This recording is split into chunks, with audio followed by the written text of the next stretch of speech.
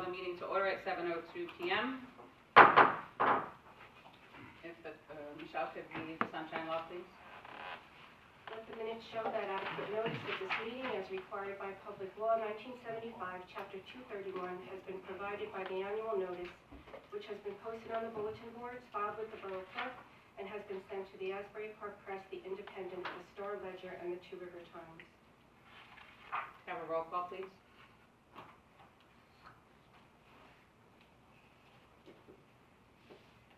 Councilmember Sheridan. Here. Councilmember Cooper. Here. Councilmember Good. Here. Councilmember Pacheco. Councilmember Fotopoulos. Here. Councilmember McDermott. Here. Mayor Kennedy. Here. As a courtesy to those around you, please silence your cell phones, and we'll rise for the Pledge of Allegiance. I pledge allegiance to the flag of the United States of America and to the republic for which it stands, one nation, under God, indivisible, with liberty and justice for all. Please remain standing for a moment of silence. This moment of silence will be dedicated to all that have served our country in honor of Veterans Day yesterday.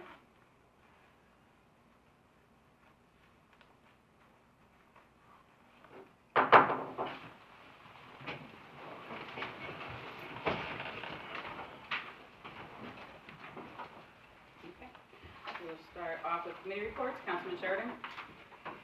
Thank you, Mayor. I got a good financial report from Mr. Gallo. Keyport Historical Society had its tea and fashion show on Saturday, October 19th. The fundraiser went very well. I'd like to thank all members and the council that went to it, as well as everybody else. They're going to have their candlelight tour on Saturday, December 14th. And they have a good amount of houses. So that should be a very good time.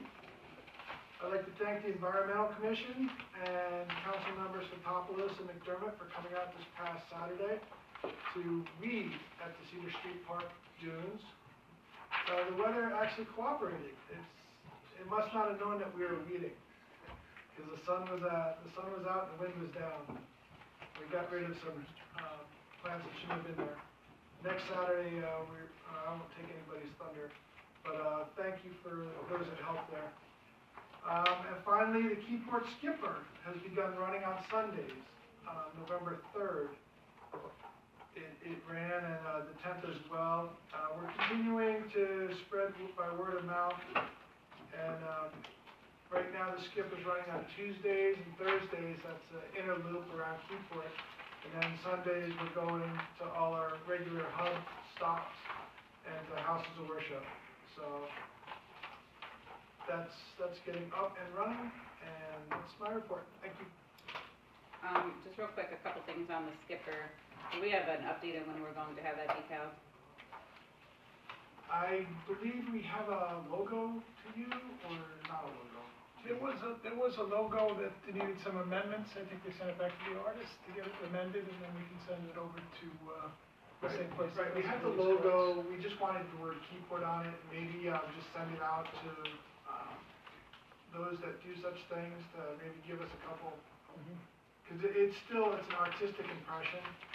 Something on the logo might be, I don't know, maybe more, slightly different. Yeah. Can we at least in the meantime get a temporary magnet that says what it is? It's kind of drive around a blank bus, and it's been on the road for 5 months now, and I think the residents should know that we got that up and running. Okay. Right. We also have to get New Jersey Transit to approve of any of the decals that we put on the bus. So since that's not going to happen overnight, if we could at least get a temporary magnet on there, something. Okay. We also need it cleaned.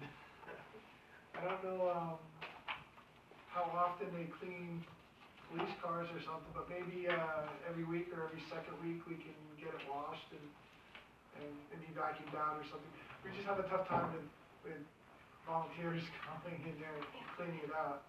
And it's now getting used more, so. We can make arrangements for that. Thank you. And then I know there was a question for this past week, or last week I should say.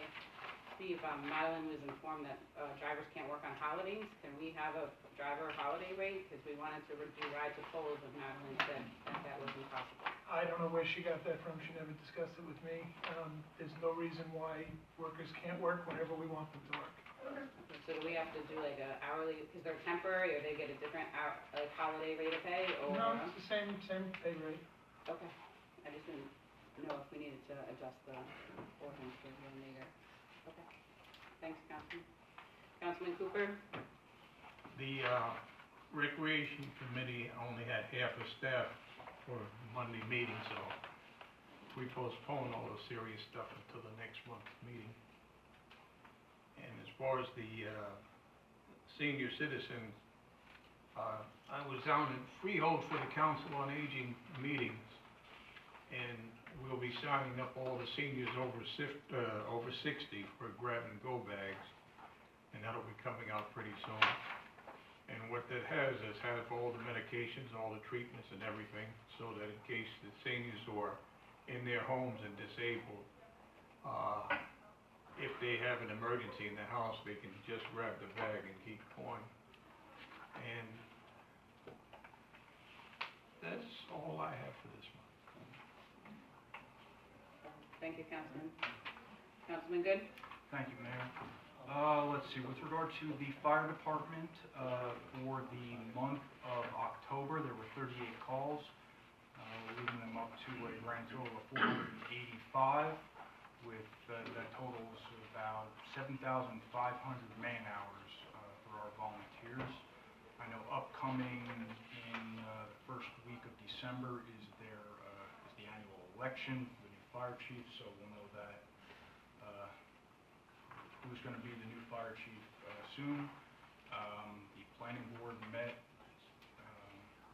though I wasn't able to attend due to the fact it was a use variance. But we did receive a letter with regard to the proposed change in the zoning ordinance, which we're addressing later.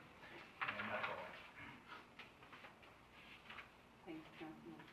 I know we were supposed to have a drill last Saturday with all emergency units and DPW combined for a drill in town. Councilman Sheridan's been asking for that for a couple of years. Have you talked with Kenco to see when, or what he would need to move forward so we can actually make this happen? No, well, first time, at least it's sinking into me, but I could talk. Thank you. Councilman Paplis? Thank you, Mayor. The registrar's report is included in the record of this meeting and was sent by a registrar and Board of Health Administrator.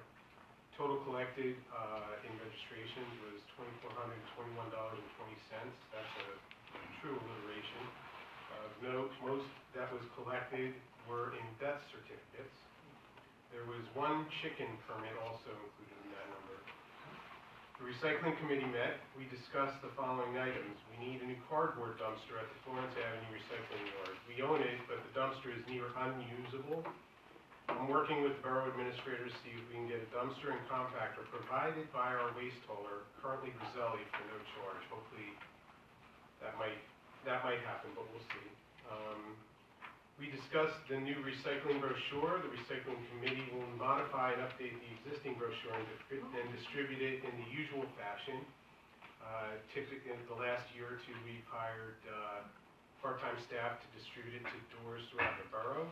We discussed the website. We will be officially launching the website after the brochure is completed and implemented on the website. The website will include brochure information that can be updated in real time as necessary. The following items expressed by Councilmember McDermott and Mayor Kennedy were addressed. We will link, like we said at our previous meeting, to the dynamic content on the state and county website to prevent linking to stale content. Recycle Coach was investigated and found to be outdated. The information on it was outdated. The app relies not on information at the municipal level, but information at the county level, and even then, the info isn't that up to date. So if they improve that, we will provide a link to that app as well from the website. I was unable to find federal guidelines to reference. Information regarding recycling at the federal level isn't binding and informational in nature. As the recycling committee finds relevant content at any level, they will link it to the website. Members of the recycling committee are encouraged by the doors that this will open, and This website means a lot of providing up-to-date information to the residents of the borough. The Environmental Commission also met. I was unable to attend, thanks Councilmember Good for attending, I appreciate that. The beach sweeps were a resounding success. I have to report, and nearly 1,000 pounds of garbage was removed from the Cedar Street Beach area. The representation by citizens of the borough was excellent as usual, and there were many people from around the state that were representing there too. The Girl Scout from Bridgewater area was providing information and selling stickers, reusable cups and straws. Some items of interest that were collected were a yoga mat, a folding chair seat, the usual alcoholic beverage cans and bottles, and an empty, and I have to reiterate empty, bag of cremated human remains. Beach grass planting for 2019, as Joe mentioned, the first phase of the third year of the planting of dune grass took place on Saturday morning. Volunteers from the Environmental Commission and the community at large participated, as well as council members. Most spent more than 3 hours removing invasive sedge from among the beach grass that has been planted each year there since 2017.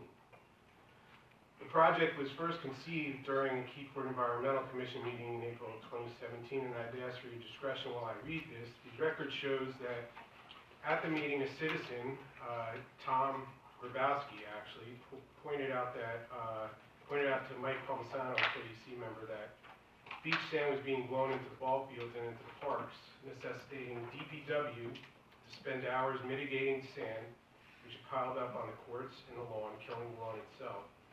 It was at that meeting that the Dune Grass Project was born.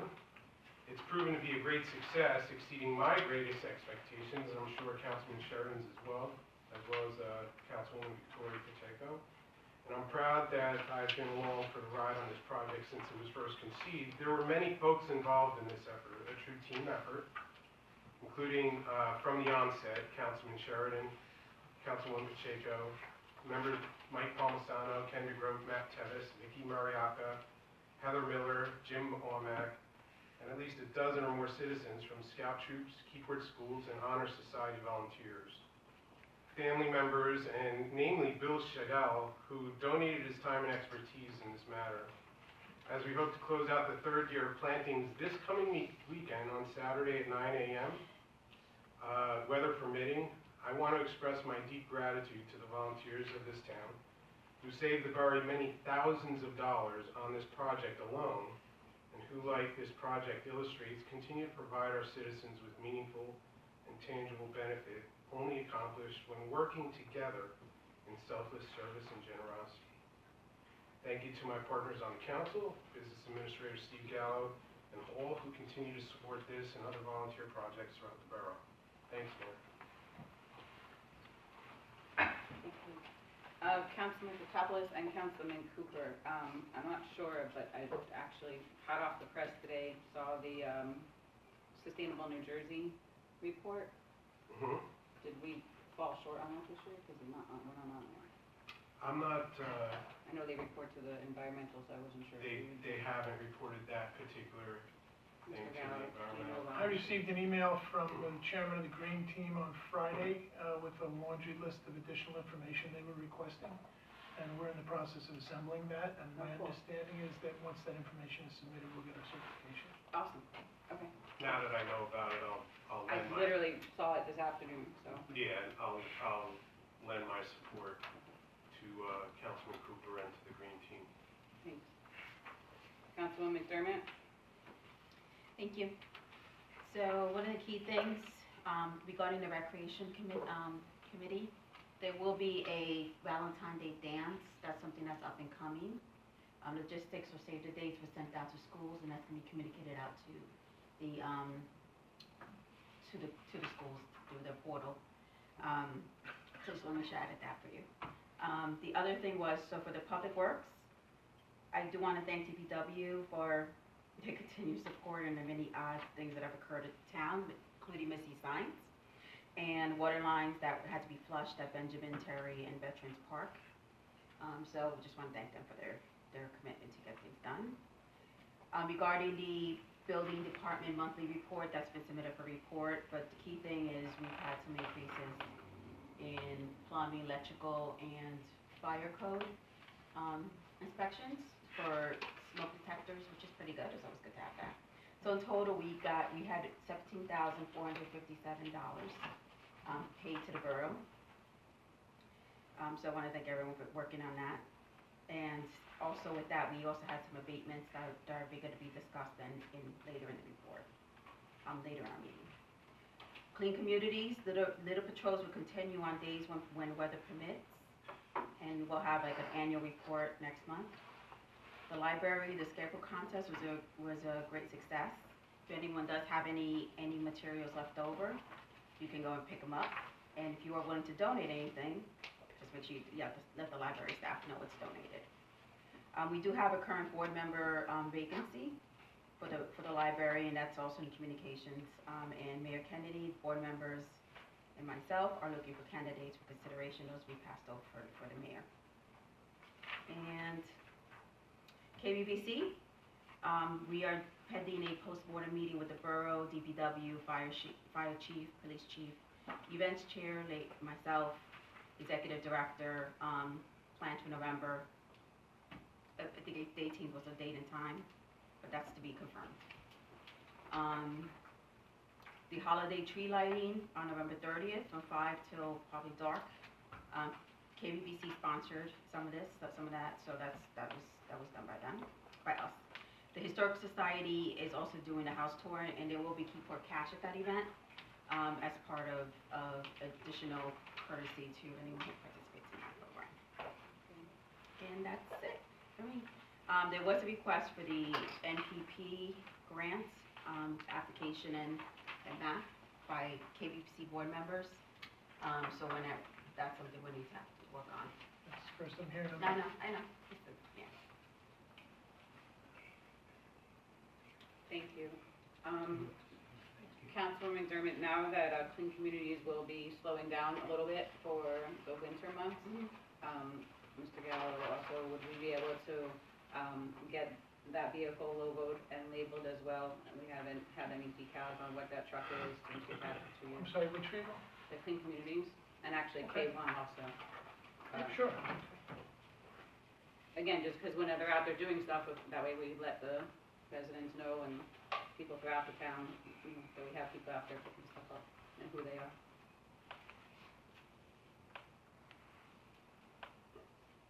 Thanks, Councilwoman. Mr. Gallo? Just want to say one thing. Oh, I'm sorry. I do want to thank Gailey for her work on the library board. I know she's been on it for a few years, and she was our finance director. She did an amazing job throughout her tenure. She will be missed. But she's doing other opportunities now, so wish her the best of luck on that. Actually, Mr. Gallo, real quick before you go, also, Councilman Patopoulos, you can let whoever know that work on the roof and the new signage at the recycling yard. I appreciate it. It looks good. Yeah, it does look good. Yeah. I forgot to mention that. Thanks for bringing that up. No. I was focused on the broken dumpster. I know, that's a costlier one, but there is a one-way sign, and then we could use one more, but at least we're getting there. Mr. Gallo. Okay, in your packet, there is a list of the best practices submission that we're annually required to certify to the state. We did receive 45.5 points out of 46, so there will be no effect on our state aid for this year. So we're generally in full compliance. Mention was made earlier about the dune grass. We are prepared to deliver the dune grass on Saturday morning. Okay, just if you call it off, let me know so that we don't have dune grass floating around. Did we end up having to purchase that, or did the Yeah, we're provider purchasing. come through? We're purchasing it. Since our last meeting, I had the following meetings. I had a meeting with Redevelopment Council. I met with the potential parking consultant. I had a meeting with the developer of 75 Manchester. We held a logistics meeting about the Keyport 5K. Had a meeting regarding 149 West Front Street with the owners of that project. We held interviews for Deputy Court Administrator, attended the KBBC meeting, held an update on the water treatment plant, participated in a consultant selection process for our Complete Streets project, had a meeting with Ken Schwartz, and I participated in a special meeting of the Borough Council. We also commenced labor negotiations with the Keyport PBA. With regard to the Perry Street Water Treatment Plant, there has been a delay in some equipment being delivered, which has pushed the schedule back. They're still making great progress, but they expect that all the components will be started up and tested in late November and early December, with a full treatment plant startup scheduled for mid to late December. We have successfully updated our section of the FEMA multi-jurisdictional hazard mitigation plan to include all of the new priorities that we've identified. Phase 1 of our road improvement project is complete. Phase 2, which is being handled by Underground Utilities, involves some work they're doing over on East Front Street and Division Street. They're putting in new sewer pipes, and then they're gonna resurface the road. They're gonna raise it a bit as well. The 3rd Street storm sewer extension is also being revised to work around conflicts with utilities to avoid relocation of a gas pipe. Concrete work and paving was, concrete work is completed on Kearney Street. They still have to do the top coat. And then also, they're doing the work on Pershing and to the Henry Hudson Trail. I received a number of phone calls of thanks for that today. Concrete work is partially completed on 3rd Street in the areas that are not going to be affected by the storm sewer work. And the concrete work on East Front Street to replace curbs and sidewalks between Church and Osborne is being completed. The 3rd contract is with the Esposito Construction. The mill and overlay of Center Street was completed in October. Concrete base work and paving was completed on Kearney Street. The top paving is was scheduled for today. I guess it was delayed because of the weather. Concrete work on Hurley Street, top paving scheduled again, for 11/11. This is all going to be pushed back a day or so. And the crew will be moving on to Main Street to begin drainage work on Jackson Street. The Beach Park and Beer Street outfall reconstruction is moving ahead.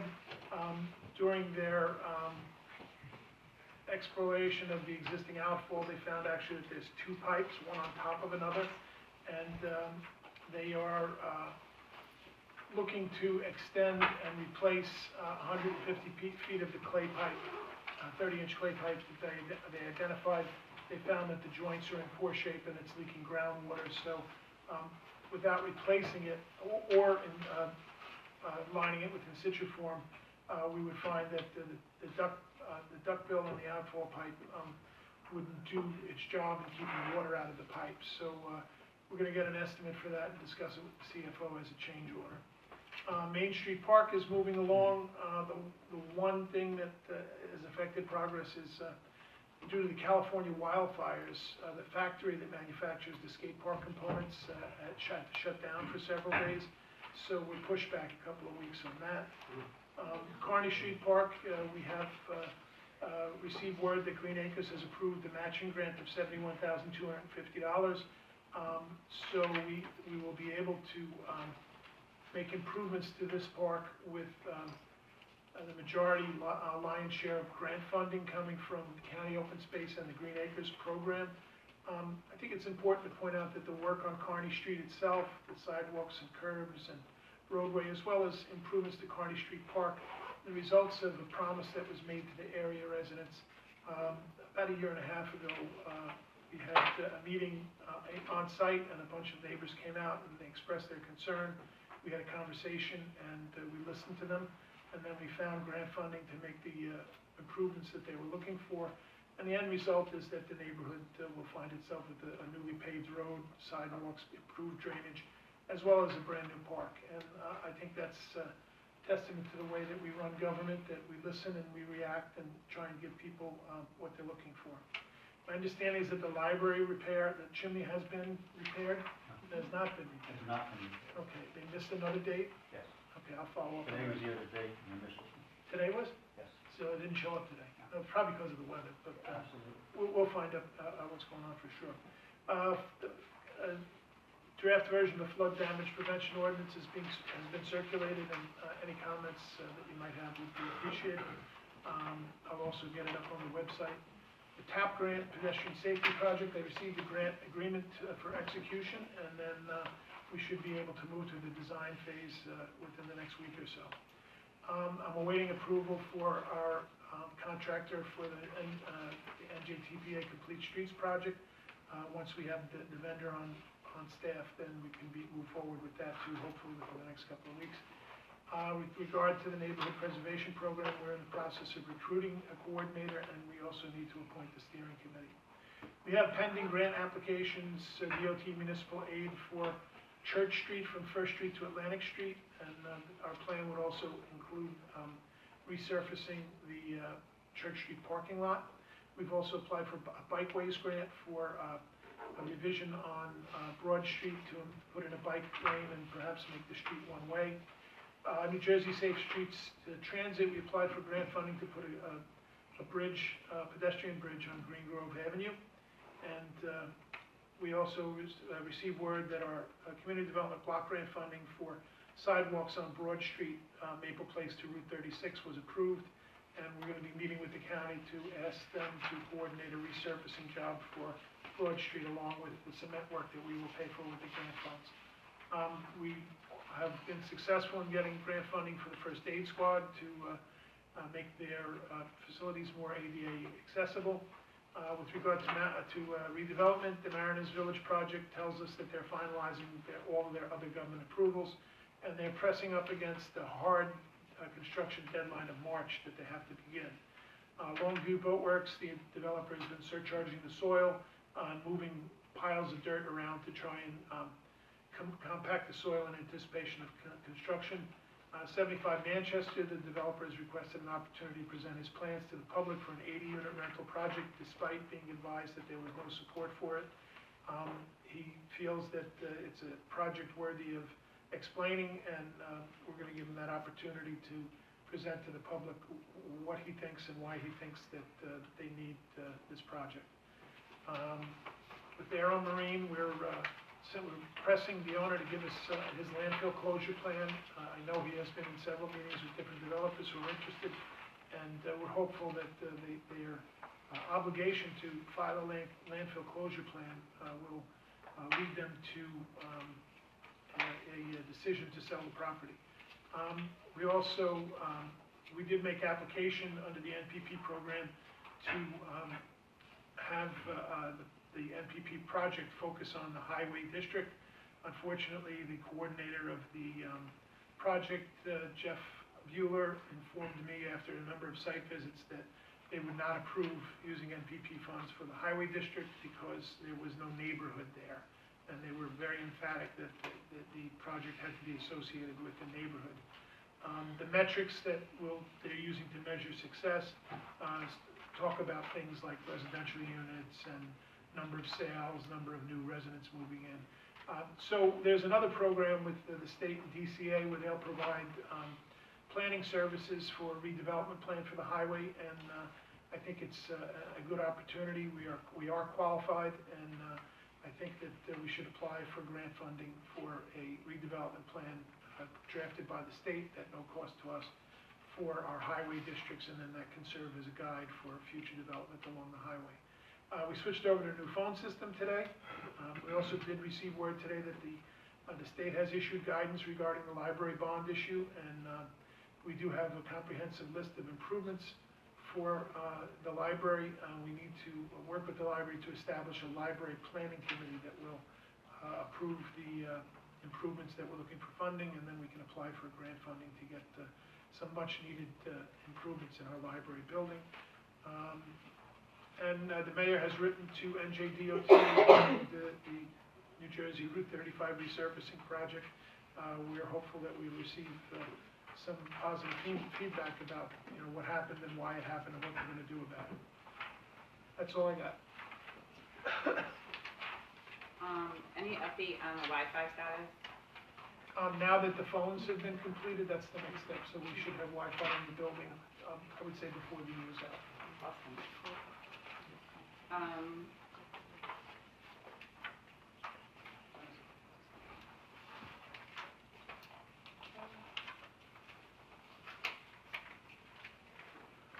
On the Longview Boatworks project, Yes. it was mentioned at a planning board meeting last month that they had to follow different CAFRA requirements than what were originally submitted. Okay. So, do you know if they are going to be adhering to that? I know they have to, but is that going to I don't know solve anything things? about it. Okay. We have to look into it. Okay, thank you. Was the applicant there, Mayor, when you heard about that? No. Okay. And then a couple, quick things.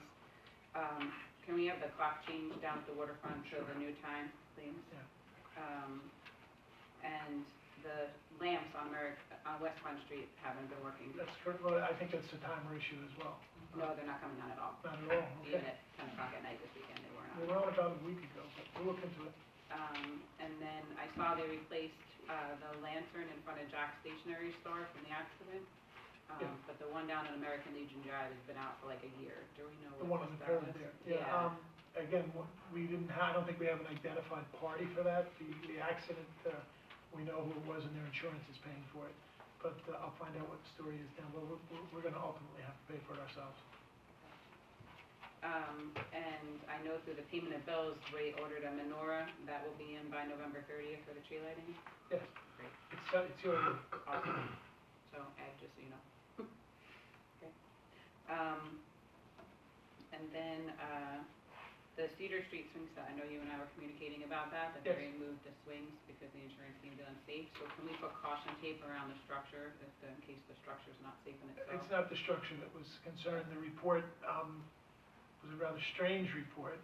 It basically said that there's a tree limb hanging over the swings that could fall on people on the swings. And they also said that the sand pit that was under the swings was inadequate for fall protection. So I've asked the engineer for a quote to bring it into compliance. The tree limb, we're gonna have their arborist take a look at it, but I don't think there's anything wrong with the tree. Okay. Somebody just was looking for something to write. Thank you. And I know on Friday, they were out there diligently working while the schools were closed to fix the water main break on Atlantic Street, but it has sprung a leak again. There is no water main leak there. They couldn't identify a leak on any of the work that was done. They do think that it's groundwater being low temperatures forcing it up through the valve box. So I will talk with Trevor in the morning, but they did not identify any leak. They excavated it and there was no leak. It was dry on Saturday, not Yeah, on it's Sunday. weird. So, my concern for tonight, though, with the temperatures dropping below freezing, that might Sure. be a little icy, so maybe Okay, we we could can have get salt put on. some salt over there. Yep. And then I know we also, Councilman, Steve, we have been in communication about authorized vehicle drivers for emergency vehicles. Yes. So was that communicated back to the, I'm in the middle of revising the policy and then we'll have it before the council to approve. because it's being used again, so. Okay. Who did we send, I know we sent a, email to at least the fire chief. I saw that. I'm pretty sure I sent it to all the chiefs, but this is, you're saying this is the OEM vehicle you're using? Yeah. Okay. And then the last one is, can we come up with a policy for when robocalls are distributed?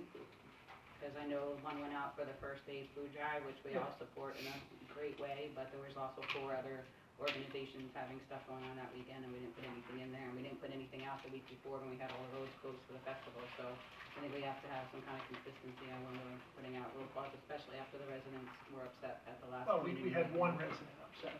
And frankly, we've been using this system for 5 years without incident.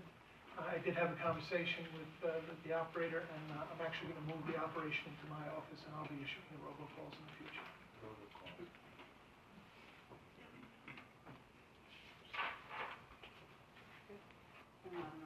For a matter of time's sake, my report will be nice and short. It's just that I wish everyone a happy Thanksgiving. Can I ask some questions of the, I'm sorry, Mayor. Of the Happy Thanksgiving? Good. I'm sorry, Tim.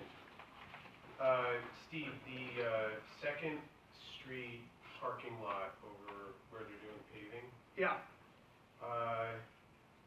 it's a dirt lot and there's some heavy equipment being parked over in that lot over there. Is that, we're okay with that? yeah, there's no problem with that. I did talk to Trevor about it, and they'll restore the lot when they finish it. They'll restore the lot, okay. Yeah. Very good. And, sorry.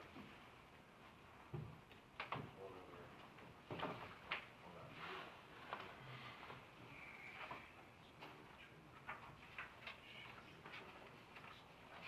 Flew out of my head, so it must not be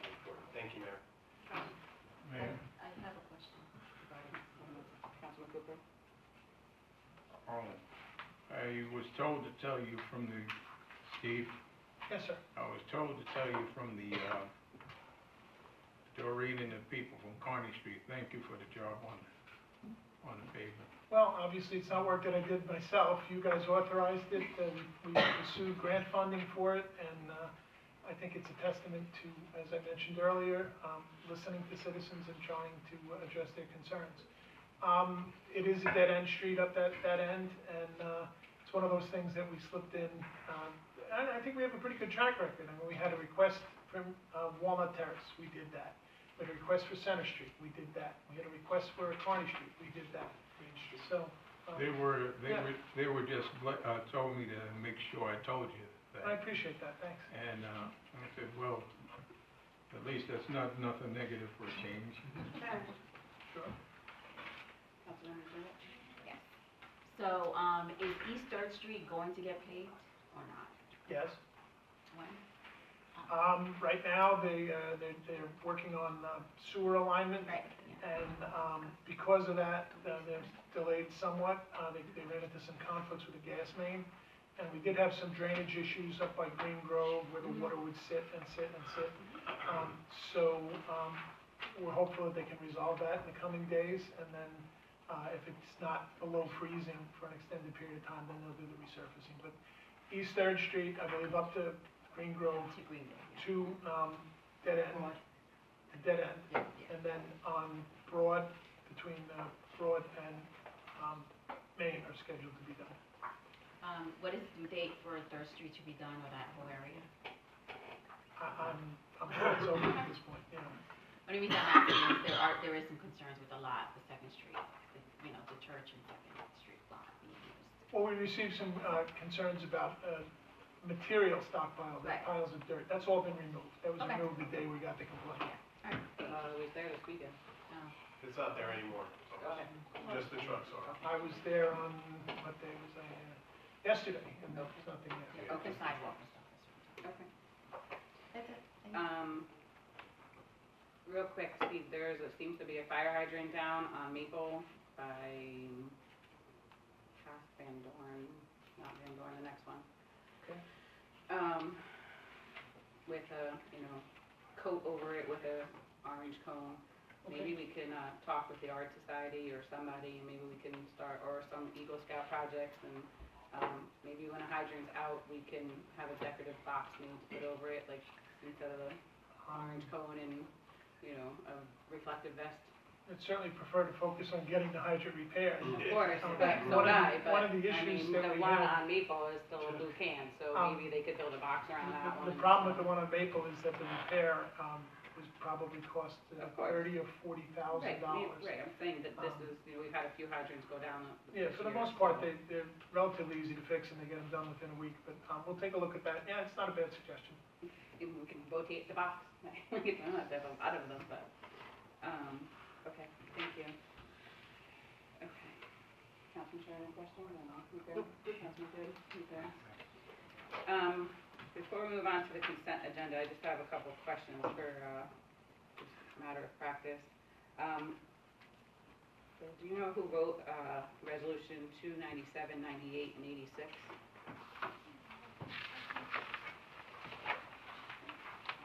I'm sorry, Mary, which one? 297, 298, and 286. I wrote 298. 299. 297, 298, 286. I wrote 286. I'm not familiar with. 297 looks like a form. 297 was a form that was, we used every year, the same form. I'm just curious, because the language in them, has the mayor removed in the wording. Was it just, was the authorizing language the respected borough official? No. Well, it's for both of them, for 286 and for 298. They were both of the agreements, the one with Aberdeen interconnection agreement, I believe that had previously been executed by the borough administrator, and I believe 298 That was a time-sensitive issue because they were requesting for use of the parking lot in short order, and they're also willing to pay a substantial sum for it, so we wanted to make sure that got out in the appropriate time. That's why it's a ratify and confirm on both of them. So, like in this one for 29719, where they, all the other resolutions always say mayor and council, it doesn't matter that because then I have to sign it, but, so, basically the resolution is saying, 297, Mayor? so if you look at 297, right, and then 298 under 2, every other. 297 on the 298, I know specifically 298, that agreement was to be signed by the borough administrator. Okay. So you're just so the council's just ratifying and confirming that Okay. action, as it was time sensitive. And then on, the other one was 286. 286, I believe past practice was for the borough administrator to execute that. I also believe there was a timing issue on that, so this is essentially just ratifying and confirming the actions of the administrator. That's why, it's probably why the mayor language isn't included in there. Generally, when the mayor's executing documents, it specifically authorizes the mayor or her designee to execute, so there was no need for that. Fantastic. I just wasn't sure if it had anything to do with what's in line on new business later on the agenda. Okay. Also, before we move on to consent agenda, payment of bills. I just have two quick questions.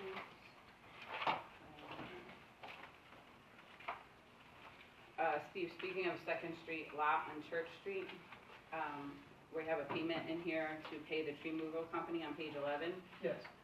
Is there any way they can maybe make that a little neater and shave it down a little more so it's not Sure. just like, I don't really, for the payment that we're paying, I mean, considering the tree fell on its own, they didn't really have to cut the tree down, they just had to timber it. Understood. I think maybe, for the amount that we paid them, that they could maybe clean that up a little bit. And we did receive competitive quotes on that as well. Okay, thank you. And then, page 13, Councilman Sheridan, I just wanted to point out to you, because I know you've been working diligently with the Coast Guard about life rings for the waterfront. Well, Right, so I don't know if you know that, on page 13, we bought one apparently? I believe we bought several, Joe was aware of that. Remember I sent you the encasement and the life ring? Oh, you got those? I thought those were the ideas. No, we ordered them. Okay. You wanted them. Thank you. Yeah. So, I saw an email floating back and forth today with you with the Coast Guard or something, right? I forget what email that was, so I just Right. wanted to make sure you saw it, that's all. That's awesome, thank you. Okay. Moving right on. I have a few other questions on the consent agenda, but I'll let the clerk read the list first. Resolution 284-19 is the payment of bills. Resolution 285-19 authorizes the execution of an assignment and assumption of the developer's agreement between Keyport Homes LLC and 138 Broad Street LLC for approved construction at 138 Broad Street in the Borough. Resolution 286-19 ratifying and confirming the action of the Borough Administrator in executing the emergency interconnection operating agreement between the Borough of Keyport and the Township of Aberdeen. Resolution 287-19 authorizing the extension of an agreement with Ameriflex to provide employee flexible spending accounts. Resolution 288-19 authorizing letter of support to the reformed Church of Highland Park. Resolution 289-19 canceling property taxes for properties that are now borough-owned and exempt through foreclosed municipal tax sale certificates. Resolution 290-19 certifying the cost of cleaning up properties and placing a lien upon such lands. That's 43 Fulton, 45 Oak, and 1 and 3 Walnut Terrace. Resolution 291-19 is authorizing a request for reduction of the sewer portion of the water sewer bill due to a leak at 54 3rd Street. Resolution 292-19 is authorizing a request for a reduction of the sewer portion of the water sewer bill due to a leak at 60 Chandler Avenue. Resolution 293-19 is authorizing a sick day buyback for non-union employees. Resolution 294-19 is authorizing the hiring of a bus operator for the borough, Joyce Weidinger, and setting compensation rate for all bus operators at $17 per hour. Resolution 29519 is authorizing the hiring of a plumbing inspector subcode official for the borough. That's Joseph Crane. Resolution 29619 is a resolution setting the time and place of the 2020 Borough of Keyport reorganization meeting. Resolution 29719 is a resolution of the Governor's Council on Alcoholism and Drug Abuse for a fiscal grant cycle July 2020 through June 2025. Resolution 29819 is ratifying and confirming the action of the Borough Administrator in permitting ABC Studios and Emergence to use the Main Street parking lot for a negotiated fee. Resolution 29919 is authorizing the extension of a plenary retail consumption license to the executrix of the estate of Charles Merla, deceased. Resolution 319 is a resolution authorizing the issuance of a new liquor license upon failure to timely renew pursuant to NJSA 33:1-1218 for the 2019-2020 license term and to permit renewal of an inactive license pursuant to NJSA 33:1-1239 for the 2019-2020 license term regarding Keyport Liquor 3 LLC.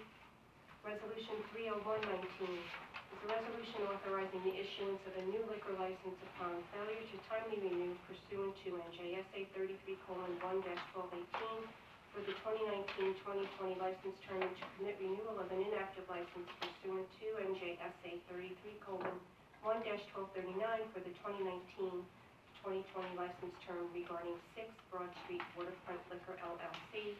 And Resolution 30219 is authorizing a payment in excess of the quote threshold for necessary repairs made to equipment owned by the borough. Steve, on 28819, the original letter back in the day from like 2015 and 16, back, they had requested up to 6 original properties. Yeah, I believe And I know- it's 2 this time. Right, so it's 2 as part of that 6, correct? Because we're not up to 6 with them yet. It's not 6 plus 2 This more. is a new round, I think this is 2. The 6 is gone, where they got whatever they got out of that round. Okay, thank you. And, but they did a good job, as you know, and it's a great asset for the community. I didn't know if their end goal was still 6 in total and where we were at with that. Yeah, they asked for 2 this time. Okay. And then 29319, I know that's if there's 30 days left and excess, they can take up to a certain number. And is there anything in the union agreements for vacation time? Because I know a request had come forward earlier in the year because someone had and we've done that in the past. We have, but we've done it on an individual basis, Okay. of anybody, and there are, I know we've done it for the former superintendent of Public Works, there are a number of employees who do have a lot of vacation time. So, and do we have any union contracts coming due this year for negotiation? All contracts will be entering the final year on January 1st, 2020, with their expiration on December 31st, 2020. We've already begun discussions with the police and fire, and I think we'll be able to have contract specimens in place long before they expire. Okay, maybe that's something we could talk about, moving forward when we're going into negotiations. Sure. Okay. Actually, 2 questions now. So the PBA contract's up next year. December of 2020. Okay, I'm sorry, that was 2019. That's fine. No. Okay, and then so the 10 days buyback, is that kind of in line with what the union contract is for Yes, the union it's employees? exactly the same Thank you. rules. And then 29519, I'm not sure that his processing paperwork is complete yet, so do we need to put something in there saying that he's hired and can't begin work Oh, until that's processed? He won't be hired until he shows me the certificate. Or do we need any language in the resolution No, saying that's that? authorization to hire, but I will make sure that he has the paperwork before he commences work. He can't do the work without the paperwork. Certification. Certification. Right. It's a license. One question. And then, I guess it's not our lingo, but on 300 and 301, it says failure to timely renew, but it wasn't the applicant, that was the failure to timely renew. So if someone refers back to this 10 years from now or 40 years from now, it's going to look as if it was, They actually filed two requests for relief. So for this process, they had to apply to the state for a special ruling. And that's just what it's called by the state? Well, it's a two-part issue, actually. It's one, so they filed a petition, and they requested relief for the issue that was out of their control, which is consistent with the special ruling that everybody has in their packet. But also at the end, there was an issue with regard to the fact that it was a pocket license, and there were some use issues that required an additional ruling, an additional decision by the state that was incorporated into the same special ruling, so that's why the language appears in there. It was actually two parts. It was two different statutes that they were applying for relief under. One they had no control over, as we discussed previously. The second was related to the applicant's use of the license, how they had used it in the past, and the fact that they needed Okay. an additional approval from the state ABC board to allow them to transfer it and for it to continue use. Okay. Councilman Sheridan, is there a question? Yeah, thank you, Mayor. Regarding Resolution 294-19, if it's the council mayor's pleasure to hire that person, what sort of paperwork is needed before she can start driving the bus? We would need to receive a copy of her CDL license and the required endorsements, and then we would send the employee for a CDL physical. Okay. Because another one of our bus drivers is going to be taking a time off. Wait, is it both of them they're taking time off, or just one is taking time off? We have one that works on Sundays. We have one We that have does two. Tuesdays and Thursdays. Right. And this is the third one. Right. Third one, she'll be able to do, I believe, all three, Tuesday, Thursday, and Sunday, if needed be. But the one on Tuesday and Thursday is gonna be needed, is gonna take a medical leave of absence. Just one, the one that we're aware of, that you sent an email about. Yes. That's all I wanted to know. It sounded like you were saying another one, and I thought, No, I was really happy that the personnel committee found a third driver, but I just need to get that driver, yeah. In the back. definitely, we're in agreement. Okay. Anyone else? Thank you. I do, just a question, Mayor, if I may. With regard to 300 and 301, Michelle, did we get copies of the petitions that were filed by the applicant for the, no, I'm sorry, for the relief for the pocket license? Not just the regular, not just the application, but there's, for We the, have copies of the petitions to the director okay. that call for letters to be written. We get the copies of Thank you. those. And with regard to 28819, I think I ask this every year, for some reason, never actually gets this. The resolution reads, in order to provide low-income rental housing, and I know we have this discussion every year, is that this is not deed restricted low-income housing, this is not COA, this is not affordable housing. They just provide rental units and they subsidize whatever a market value is, so. They subsidize, but they also use public monies, so I don't know what strings are attached to those public funds. But we figured out that they're not deed restricted, so Okay. they're not going to be considered, if we had an affordable housing obligation, They would be, they would be considered as part of those. So, they own it, they rent it out wherever they contribute money as a market thing. So can we omit the low-income portion, just that language, provide rental housing to the Borough of Keyport? Because I don't want anybody to think that this is, because we do get this every year, this is somehow low-income, deed-restricted housing. Well, it doesn't say it's deed restricted, No, I'm just saying, but that seems to be a, and their target market is low mod. I didn't say that they weren't, I was just saying that seems to be a catch term that every year we come, why are we allowing them to provide this affordable housing? And then we always get the commentary. I say this is not deed restricted. Can I make a suggestion? Can No. we say, You're not.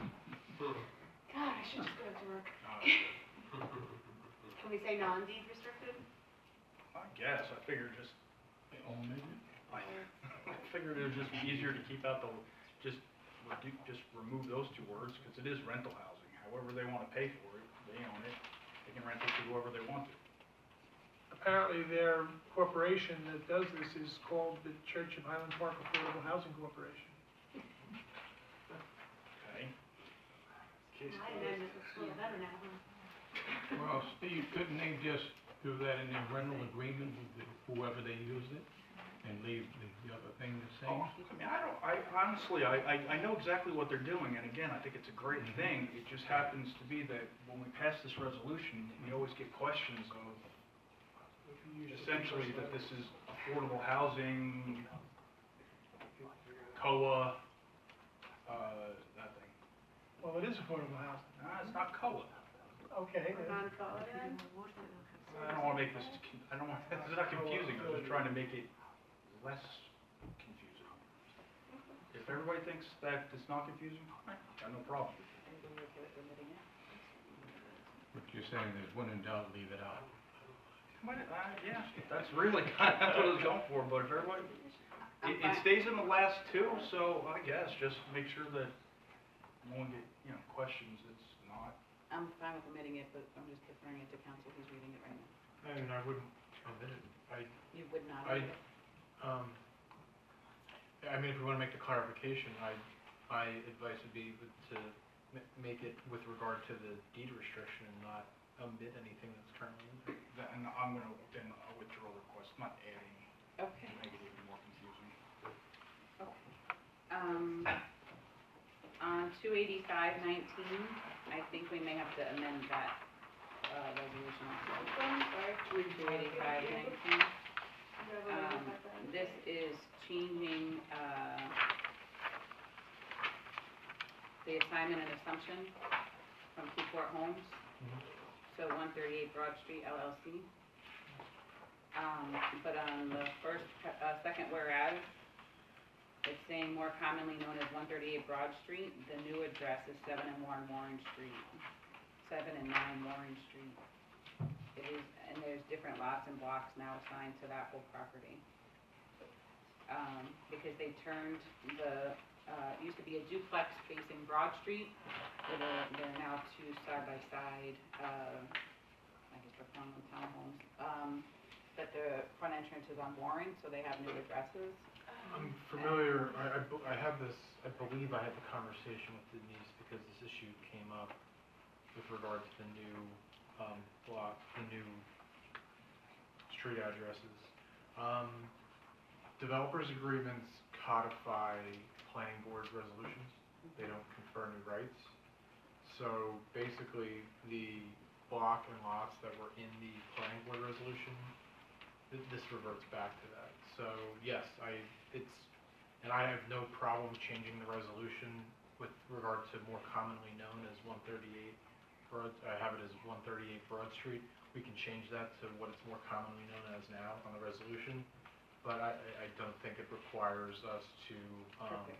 Change it, okay. We'll So change that, yes. can we that's not an leave issue. more commonly known, or previously known as 138 Broad Street to be known as 7 and 9 Sure. Warren Street? That works. Does that work for everyone? I just wanted to clarify that we're not going to Sure. change the actual Right. agreements Understood. because they reflect what the planning board approved, so. Okay, so yeah, if we have both in there, then they can't hurt anyone, everyone So knows it'll- moving forward. I'm sorry. The second recital will read, in parentheses on the first line, more commonly known as 7 and 9 Warren Street, and previously known as 138 Broad Street. Thank And I'll you. provide an amended resolution to the deputy borough clerk tomorrow so that the proper ones can be signed. And for the third page, is it really only consideration? It's nominal consideration Okay, because. minimum, I just cut it down, right? Yes. Okay, all right. Thank you.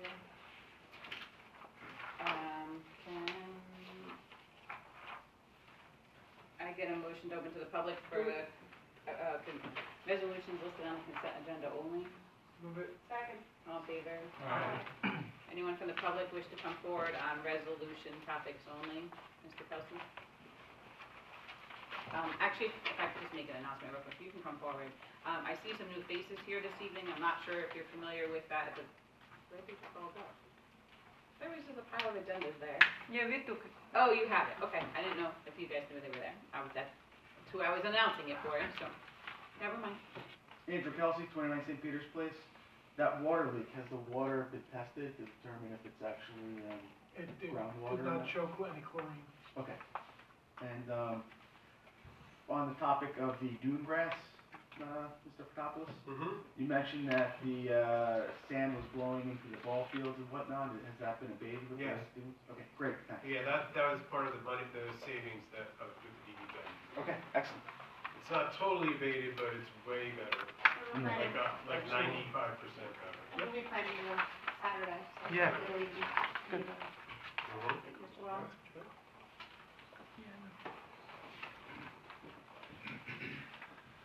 Thank you, George Wallington, 47th Street. On 295, 19, all his certificates are in, or they aren't in from the dialogue you guys just had? The license that we're hiring him for is a plumbing subcode official. Right. We did contact DCA to find out where they are in processing it. They said he is qualified and he should have the actual license by now, but he won't start work until he presents it to us. But Okay. DCA has confirmed that he is. Oh, he has it. we got something in writing there. We called down there and asked them. Okay, thank you. Mr. Graham?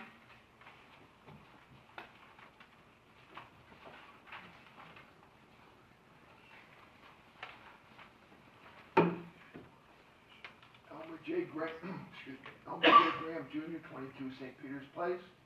A few things on here. First of all, Steve, glad to see that you're back and functioning again. Thank you. At least you're getting better, so that's good. Oh, yeah. By the way, happy Thanksgiving to you all. You Give too. you a chance. A few things on here I have to ask. On 28519, can you more or less explain that? This would be a developer's agreement that codifies the requirements placed on a project by the planning board. It's an agreement where they basically agree to perform and to deliver the product as approved by the planning board. Okay. Sorry. And then this was actually, so that agreement was previously approved by the council, it was recorded with the county. The developer sold the rights, so not only did he sell the property, but he also sold the approval from the planning board as part of that. So we're just making sure that the new owner they're signing an agreement, basically saying that they understand what the planning board has approved, and they're basically stepping into the shoes of the applicant to the planning board who received that approval, and they're gonna construct complete construction of the project the same way that the planning board required for the original applicant. Okay. On 28619, can you explain that one? Sure. There's an interconnection between Keyport and Aberdeen that is of mutual benefit to both communities in the event of that we need a backup water supply or they need a backup water supply. The state had asked us to approve an agreement governing the presence and the use of that interconnection, and they wanted it quickly, so I executed it, and this ratifies and confirms the council and mayor's approval of that action. All right. Okay, and 28719, it's about the agreement with Mariflex there. Sure. Explain that one. Ameriflex is a company that provides the management of our employee flexible spending accounts. A number of years ago, the state had required that employers offer a flexible spending account. It's an opportunity for employees to put some of their funds pre-tax into an account and then pay for medical expenses with those funds. All right, and that's not gonna affect the taxpayers of this borough, is it? To the extent that it's a beneficial benefit to the employees, it certainly, and it comports with state law, we should do it. There is an administration fee, I think it's like $6 a month or something like that. Okay. Yeah. On 29419, how did you all arrive at the $17 an hour payment? I was in negotiation with the employee. She said what she was presently making at her last employer. And I checked and found, number one, it's not like we have CDL drivers beating the door down, but that's a reasonable going rate for a CDL bus driver. Okay. With the passenger, right, the passenger endorsement, we Yeah. can't find it, right? I'm just saying, small borough like this, when, you know, naturally, we're paying her salaries, the taxpayers, right? That's correct, yes. Okay, she should be compensated, okay, but I'm just saying, $17 an hour, some people will have to go for that. That's not much, Elmer. I had a CDL license up until 2 years ago, Okay, and, you get paid that extra stipend for just having a license. okay, And that's factored into almost every contract I've ever seen. Matter of fact, it's a lot more than the $2. It's also important to note that Councilman Sheridan Cooper and former Councilman Lamberson worked really hard with NJDOT and Mr. Gallo for over 3 years to have the bus provided with all via grant. So we did not pay for the purchase of the bus. I understand that, but I'm just saying, some of the taxpayers, people aren't allowed not to understand that part, so, okay, all right, it's okay.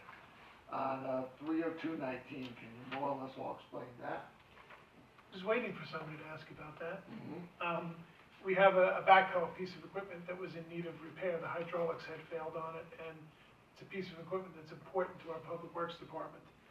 We made arrangements to have it transported to a company so that they could examine it and tell us what the cost of the repair was. Unfortunately, the cost exceeded the quote threshold by about $700.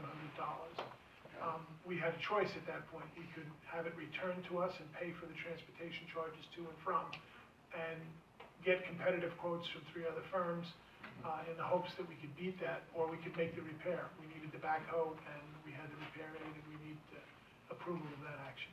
Okay, I'm almost done, bear with me here. All right. When are there going to be more public meetings on 75 Manchester? We're working the date out now. It looks like it's either going to be December 2nd or December 10th. Okay. Well, But that's good. I have a few pieces of the puzzle to put in place. It's good for the public to express their views on this and stuff like that. Well, this is an opportunity for the developer to Especially say what he people wants to build and hear from the public what they think of it. Okay. And on the Complete Streets project, when can we get more public hearings on that? We're waiting for the consultant to be appointed. I would expect that to be done within the next 2 or 3 weeks, and then we'll have a public hearing with them to kick off the project.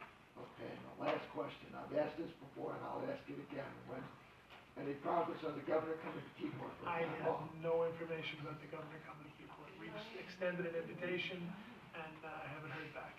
Okay, all right. Can I interject something real quick though? I was talking to our senator, Declan O'Scanlan, and he's the author of the tax pilot program, tax program that was implemented to, which is actually increasing some of the assessments around town.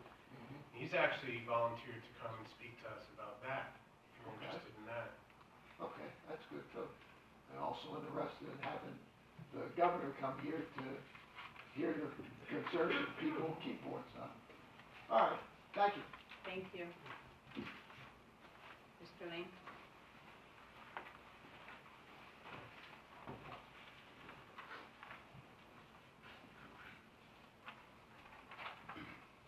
Michael Lane, 51 First Street, Keyport. Good evening, Mayor, members of council. Couple questions. On 288, the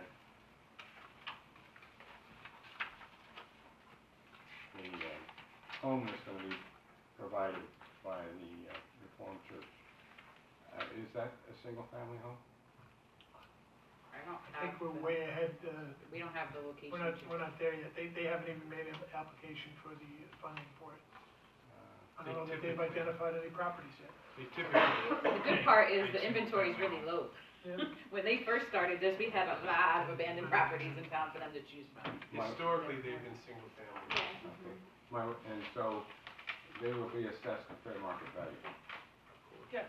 So there's nothing in the agreement that keeps them from being assessed at fair market value? Okay, thanks for that. Actually, no agreement. There's no agreement. It's only a letter of support. Okay. But there's nothing implied in the fact that, as Councilman Good indicated, there was a concern with the quote definition of low-income housing. No, it's fair market value. They could give away, my understanding, they could not have somebody not pay rent. It doesn't impact the value of the house. Right. wanted to make sure. Okay, that sounds good. Relative to R 289-19, borough-owned property, who makes the decision that this should become borough-owned property? And how's that made? It was, the CFO actually brought it to our attention, and it was approved by the council. It's important to note that when there is property that the owner has defaulted on paying his taxes, they just stop paying, and we start to accrue an arrearage that we can use for foreclosure, we are still required to forward over the proper amount of funds against that property to the county and to the schools. So we were hemorrhaging money on these properties, even though we weren't receiving anything, we still had an obligation to pay that money over. When these properties became borough-owned properties, they were taken off the tax rolls, and there's no assessment. It has to be paid to the school or the county. We are in the process of having surveys completed, and we expect to sell some of these properties or use them for borough purposes. All right. There's one property that concerns me, just to make the council aware of it. Right now, the borough owns two pieces of property on each side of Lupatonic Creek. The piece of property on the west side of Lupatonic Creek, next to Raritan Cove property, is heavily eroded and will probably threaten that complex with time, and is borough-owned, and it used to have to be bulkheaded. And so, and this piece of property is on the other side of that same creek. It's in a coastal high-hazard area. So, just a caution, you now picked up a piece of property that's in, either in a coastal A zone or a B zone. I think it may be in a B zone, and it's unbulkheaded along the creek. So now you have two pieces of property, and bulkheading is very expensive. And so you might want to figure out how to get rid of those two pieces of property as fast as you can. Are you making an offer? No. I have paid a lot of money for bulkheading. And, all right. For the record, that was a joke. Accepting offers aren't a debit. Well, I know that the borough tried to give the lot on the west side, at least from my perception from Mr. Gallo. The borough tried to offer the lot on the west side to Raritan Cove people, and they said, no, thank you. Actually, they never said no. Oh, they didn't? No, we're still in discussions about that. All right, well, They have certain obligations they have to meet, and that may be part of the obligation. I encourage you to get rid of that property as soon as you can. All right, one other thing. On resolution 300-19, okay, which is dealing with the Uptown Bar and Grill. When I first moved into Keyport, now more than 30 years ago, the townhouses didn't exist. And I could see from my front porch of the house the activity at the Uptown Bar and Grill, and hear the noise. That operation was quite a bit out of control and was not an asset to the borough. Now you have a Susan Merle going to be responsible for that property. And I think if you follow some of what's going on, there's been a couple fights and there's real issues with the Uptown Bar and Grill management. Has the Borough Council, any member of the Borough Council or anybody in the Borough staff coached Susan Merle on what the expectations are now that she's going to be the manager of she's going to have control of the liquor license for this establishment? And, you know, there's two things. One, she can't employ anybody with a criminal record. And two, she really needs to manage that establishment to prevent the fights and the need for police calls. Has anybody had any discussion with her? Is anybody planning to have any discussion?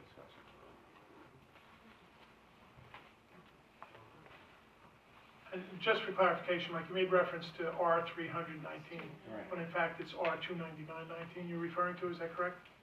R 319, in my agenda, was the Uptown Bar and Grill Okay. license. It appears to be 299, and this is for an extension. Obviously, we knew that Charlie Merle had passed away. With regard to how, in the future, the business, that's not something we're directly involved in, but I will speak to the chief about, to find out if there are continuing problems, and we'll stay on top of it from that end. Well, there was a problem within the last couple of months.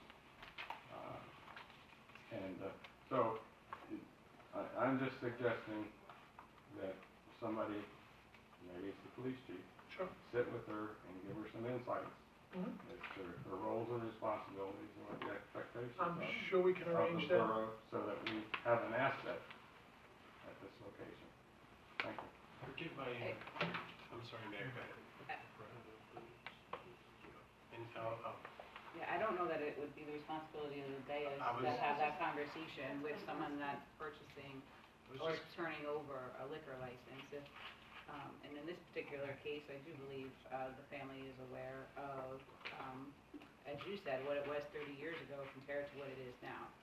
Perhaps some fights still happen there, but I think even in the last 7 years, a lot has changed. The image there.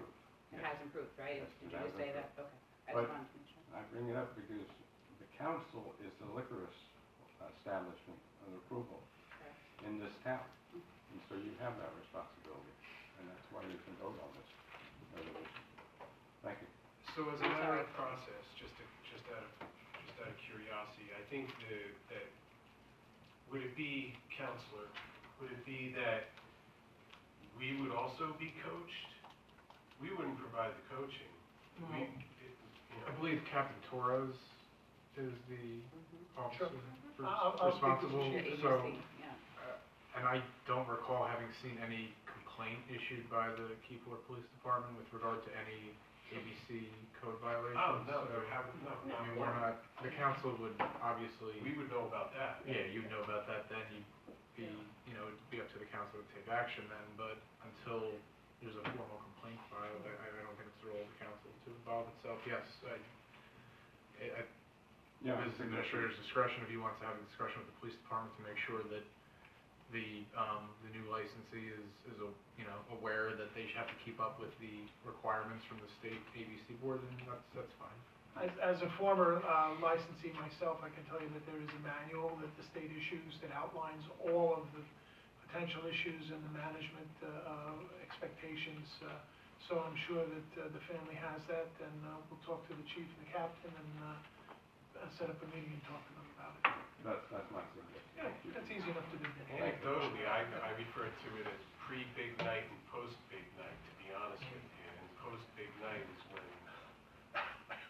from my observation, that it's improved since then. And then the improvements to the building in and of itself, But I understand your point. yeah, I'm not sure Susan's been involved in the operation of the bar up to now. I don't know.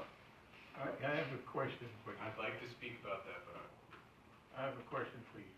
Is it only Merle's Bar that you have a complaint with, or have you checked with all the other bars in town? If you look at the past record, Yeah. I generally get involved in liquor license renewals and yes, when McDonough's was having mutual aid calls, if you go back and look at the record, I brought that up. Mm-hmm. Yes, I remember. And if you want the history, just go on the internet. It's all there. Thank you. Thank you, Mr. Lane. Anyone else from the public wish to come forward? Motion closed. Motion closed. Second. All in favor? Aye. So, with the items that we've mentioned already on the resolutions, can I have a motion to approve the resolutions? Motion. Second. Can I have a roll call, please? Councilmember Sheridan. Yes. Councilmember Trooper. Yes. Councilmember Good. Yes. Councilmember Pacheco. Yes. Councilmember Katopoulos. yes. Councilmember McDermott. Yes. Next, we have public hearing adoption of ordinance number 18-19. The clerk will read this, and then I'll speak before we open to the public. This is an ordinance of the Borough of Keyport, County of Monmouth, New Jersey, amending and superseding the ordinance fixing the salaries of the various officers, clerks, and employees of the Borough of Keyport. We can certainly open this to the public, and the Jays can have conversations. My personal opinion is that we table this until the next meeting, because there were some conversations about personnel reevaluations, that maybe we should do an inventory of first before we move forward with this. But I haven't had a chance to follow up. Councilman Patapos had a brief meeting, but we haven't followed up on it. With that forward, I'll put that out there, and then there's a motion in a second, and all in favor, then we'll open it to the public. A motion to open to the public.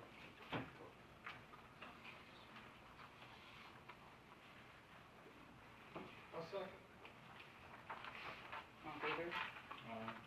Anyone from the public wish to come forward on ordinance number 1819?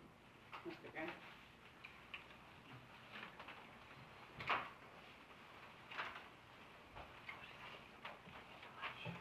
Elmer J. Graham Jr., 22 St. Peter's Place. I have a simple question in regard to this ordinance. Can you more or less explain this?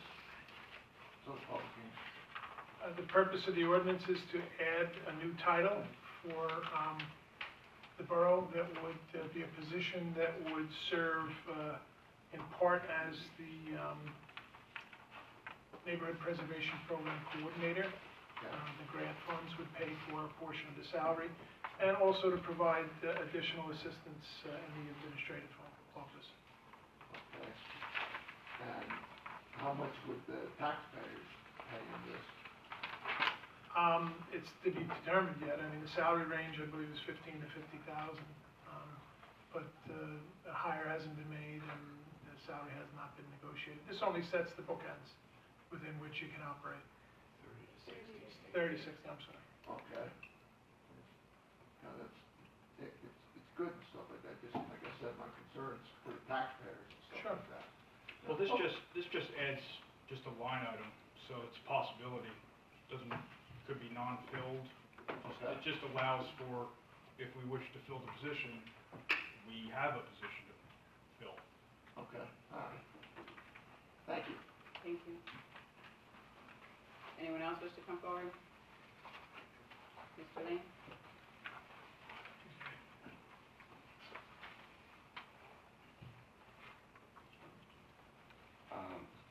The ordinance just adds a line item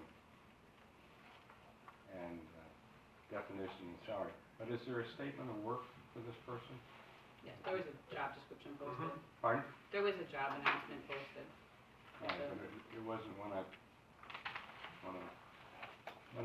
went on the website to look up the ordinance, it wasn't listed. Statement. It was not listed with the ordinance, no. Pardon? It was not listed with the ordinance. Right, it wasn't. So what is the statement of work? I don't know. It's a job The first description, person. not a The job statement of work, description like, reads, yeah. and it, It was a it's civil on the service, yeah. website, but. It was a civil service job title. Whenever I hired somebody, I had to justify their hiring by giving a statement of work and what they were gonna achieve and what they were gonna deliver for the organization. Well, we're not hiring anybody. Well, we're creating a position, I'm sorry, maybe I should have said, in order to create a position in my organization, I have to do that. So, you know. What are gonna be the deliverables? The employee will run the NPP program, okay?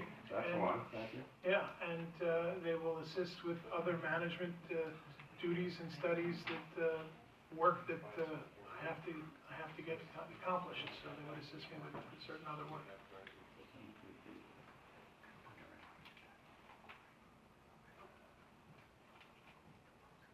And so the assistant borough administrator. Steve, are we required to hire somebody for the MPP We need an NPP coordinator. coordinator? Correct. You don't Right. necessarily have to hire We someone.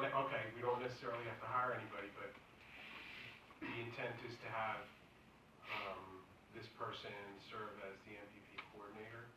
That's correct. Right. And what part of her time do you think that would take? I was just gonna ask, can that? Probably in the 50% range. Okay, yeah.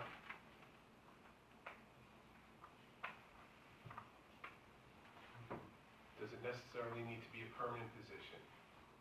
No positions are permanent, you can Right. abolish positions whenever you Well, want. this is an at-will position, right? No, all positions are civil service, you have to go through a Okay. procedure. Okay. You can have a reduction in force. You know what, I asked you about that Sure. before, and I'm on the record as you telling me no before. I apologize for It's okay. So, I see a deliverable, which is we're gonna get the NPP program implemented and enrolled. But what other deliverables that are happening right now are gonna happen? I can tell you that every single day I have to make choices about how I'm going to pursue my work. There are always things that fall off the table. There's too much work and not enough people to do it.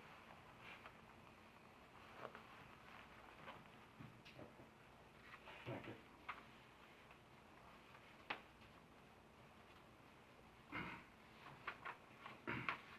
I agree with that statement, by the way. My observations. Anyone else in the public? For motion closed? Second. So we can either motion to table it to the next meeting or a motion to adopt.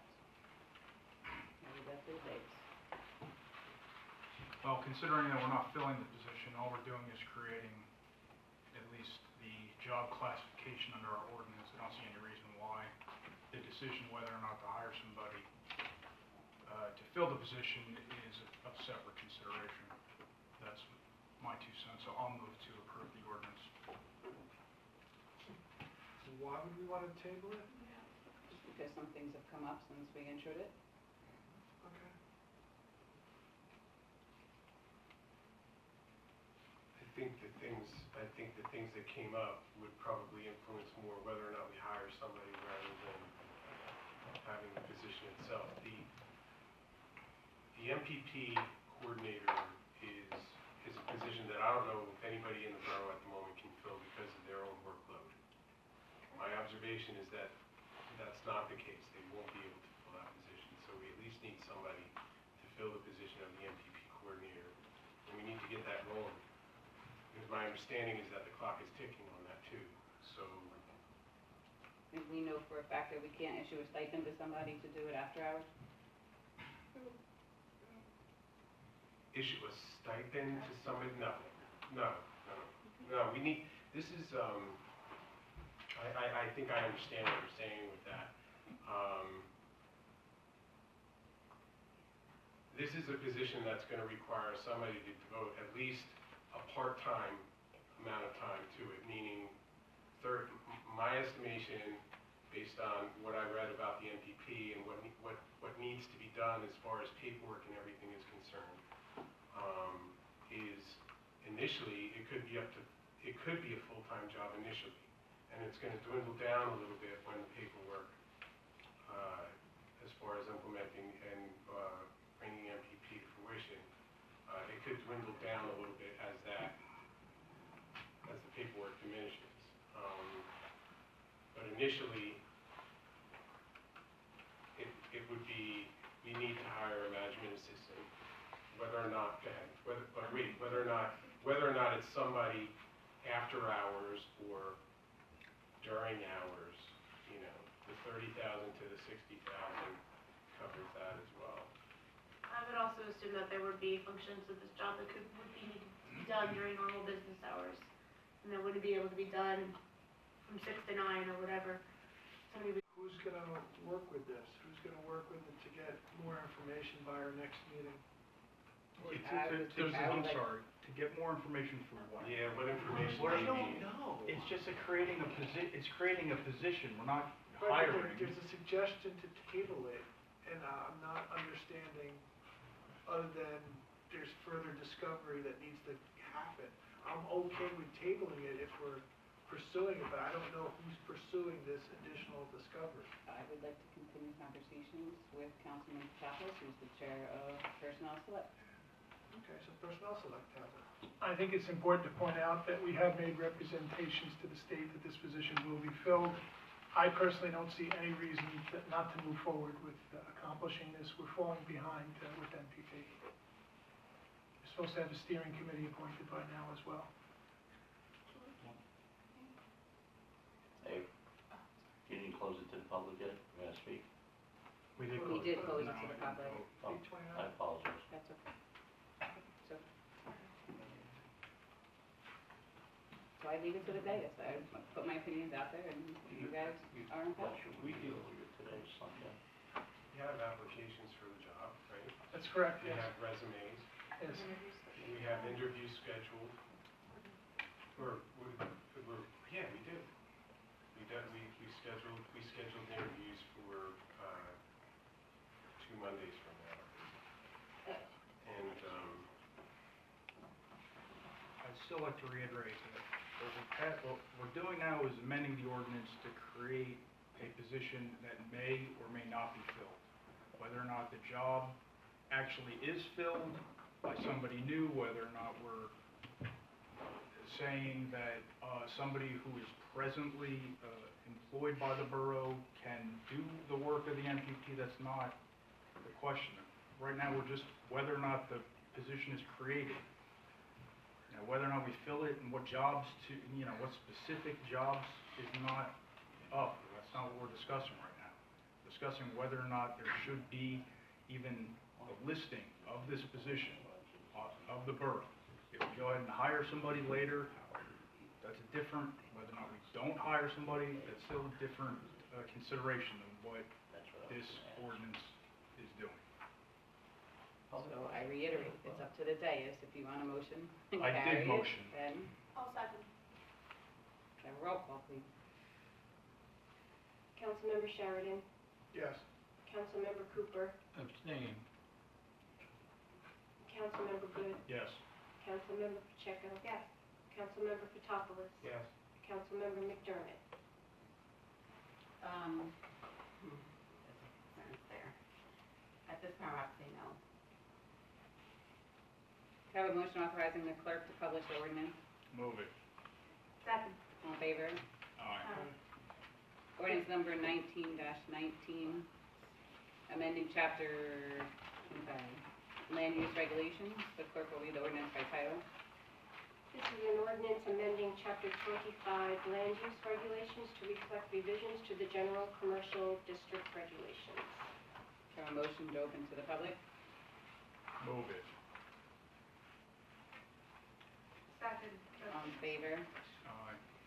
Anyone from the public wish to come forward on ordinance 19-19? Mr. Graham?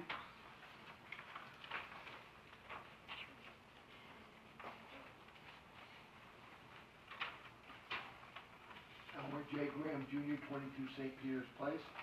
Just have a simple question in regard to this too. Can you all more or less explain this?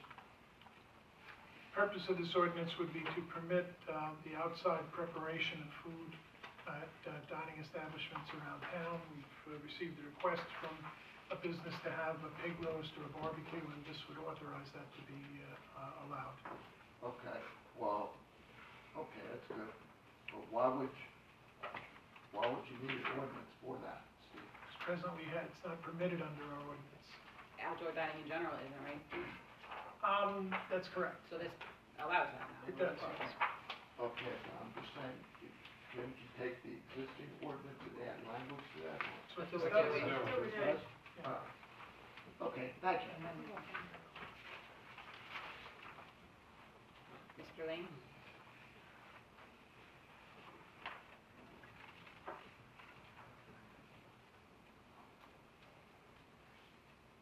This matter was an item before the planning board last week. And the mayor and I think probably 5 members of the planning board who were present voted unanimously that this ordinance needed to be changed. And the reason was concern with its impact on residential properties that are adjacent to general commercial properties. And if you look at the master plan, it continually makes the point we want to protect and enhance residential properties of the borough.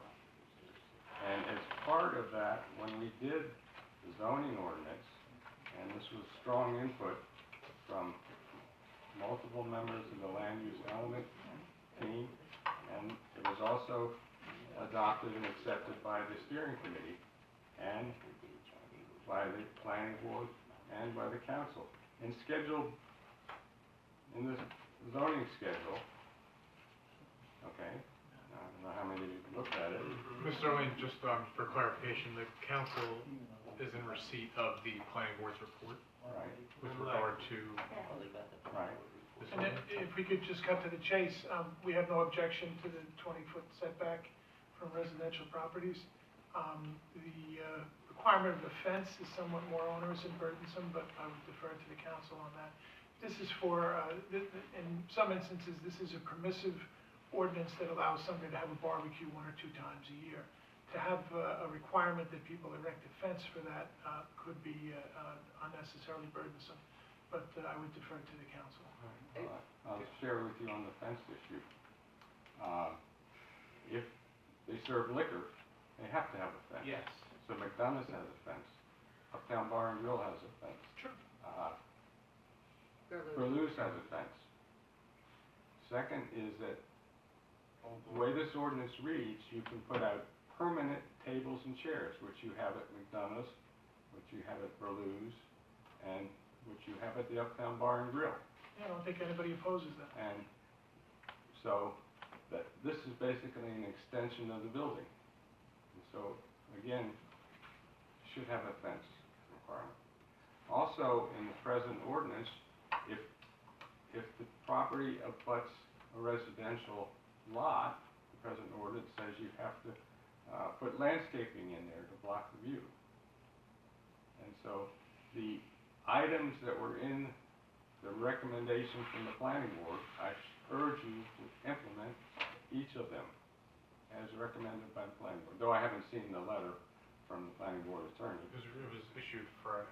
Pardon? It was issued Friday afternoon. Yes, and So for clarification purposes though, Mr. Lean, I was at the planning board meeting, as you're aware, and the 20-foot setback was to delineate when you are abutting a commercial property, a commercial zone into a residential zone. right, and that's So not just a residential property, right? So that's where we were not seeing eye to eye on Thursday night either, as far as terminology, right? And we move forward to seeing eye to eye in the sense that it would not need to put a fence up between Berluz and the home next to it. It is only, as the example we ended up using at the planning board, would be somewhere like Mr. Green Tea with the home next to it, because that is where commercial zone ends and the residential zone begins. what's So, that, I believe, that is in the letter to have a 20-foot setback in those cases.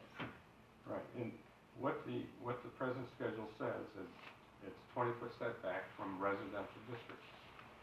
So when you have a general commercial lot, I'll give you an example, Galbraith on Manchester, no, Galbraith. Oh, yeah, you're talking about- Osborne and East Front Street. Yeah.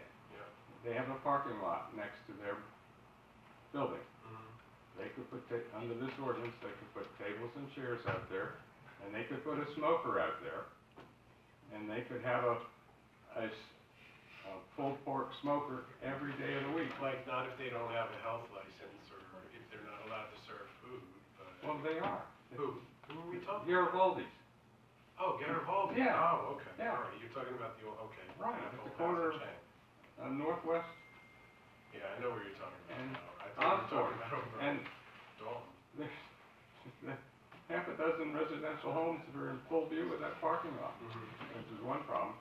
But the smoke, we had a problem with a smoker a few years ago where the promenade was impacted. Ring Road was impacted. Anybody remember that?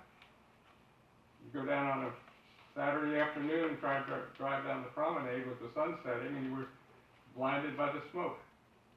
And the smoke was impacting the people walking the promenade. Sounds like a bad cook to me. And no, it sounds to me like right now, if you run a restaurant, you have to control the cooking outgases.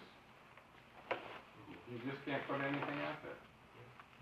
So, the recommendation from the planning board, I believe, was that when you have a commercial lot that abuts a residential district, you have to be 20-foot setback, which is the same as the requirement for the building, and you should have a fenced area, because first of all, it serves alcohol, you have to have that, and even for the protection of the restaurant. In fact, I don't think there's any restaurants in town. There's very few, there's only a couple that don't serve alcohol with their dinners. And so There's quite a few. Quite a few. There's more than don't, there's more restaurants. Let me Mr. just, Lane, would it be, sorry, Councilman, I'm actually asking council to read the letter since the letter came in on Friday and Borough was closed yesterday for Veterans Day. So there really wasn't a timely manner to put that out to the public, that all the members of the dais received it. But for a matter of clarification, Mr. Opal is going to read the letter. So I'm going to read the portion of the letter that sets forth the planning board's recommendations specific to this ordinance. Planning board notes that under current zoning ordinance, all commercial buildings must have a 20-foot setback from any properties located within a residential zoning district.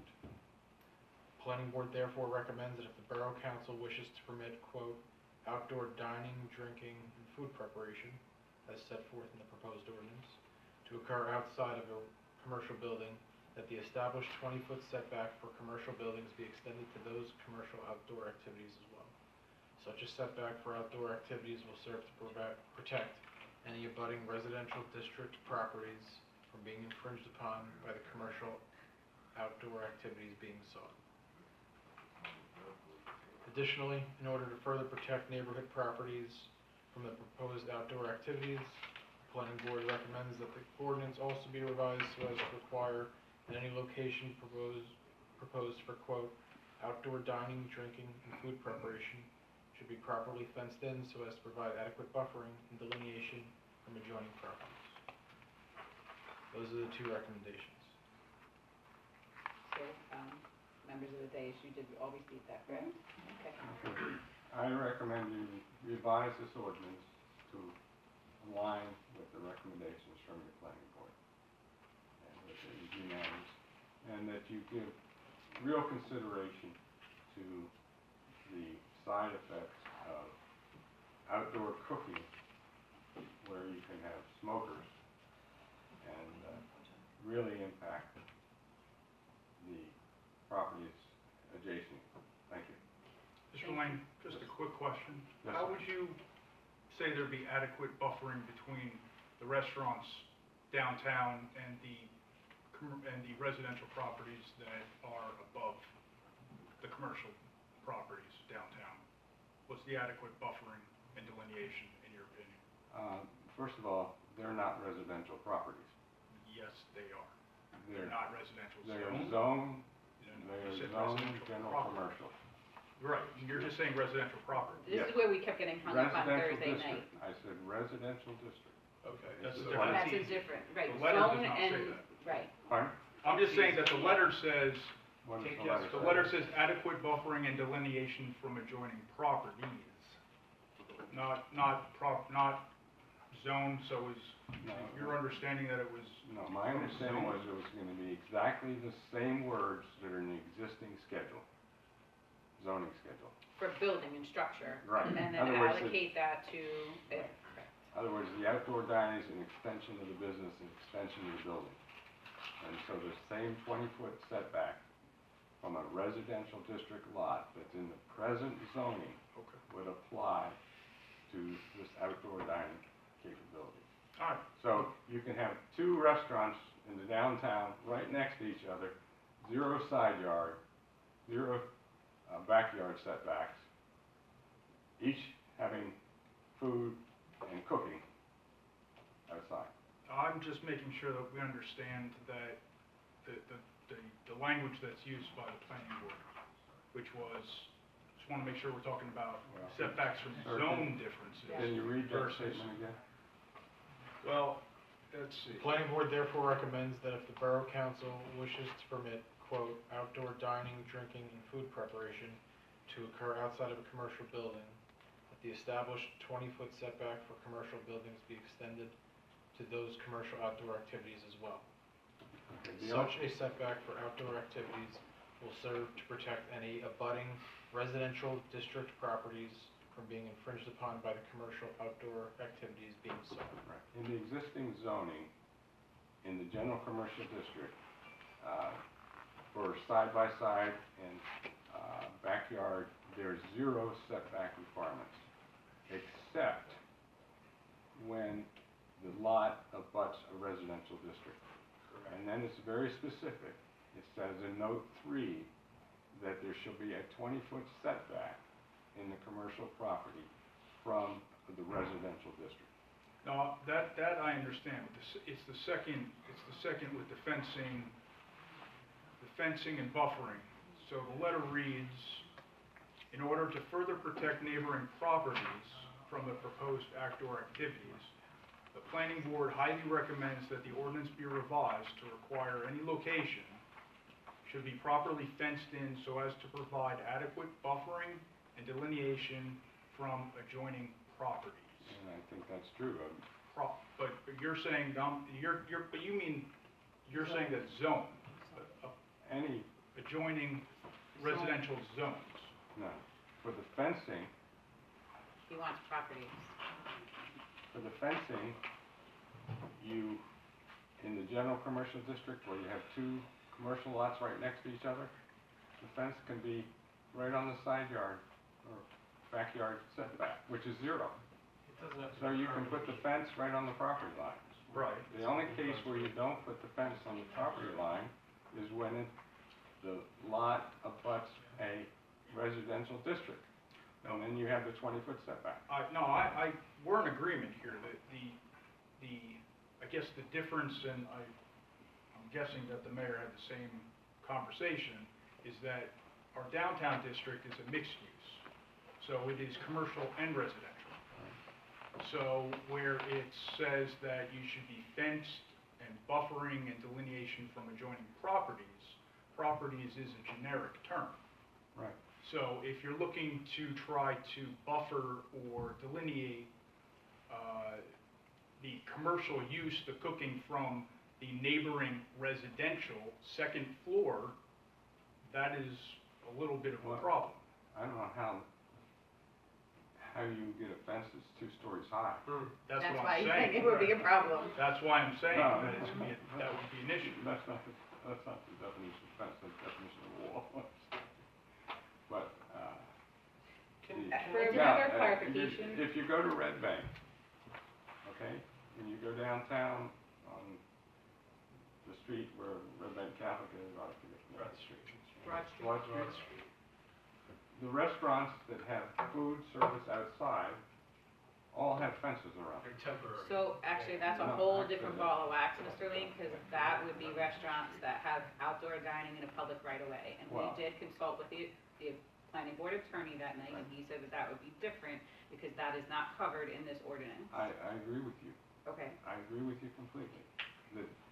That in order for somebody to put a dining facility and a fence on the front, outside their property line, they have to come to the Correct. owner of that property, which would in that case be the borough.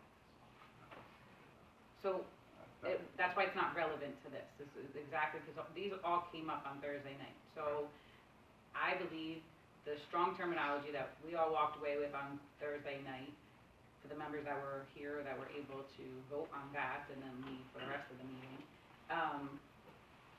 was for the 20-foot setback between the differentials of a zone, of a residential zone and a commercial, general commercial district zone, which would be this paragraph right here, okay? The 20-foot setback right here. The other things are I personally feel are recommendations, but I don't know that they are pertinent to what we're trying to accomplish with this revision. Yeah, I agree with you 100%. And quite frankly, this is just an attempt of the council to employ a little bit more vibrancy, a little bit more activity in the areas where there is none.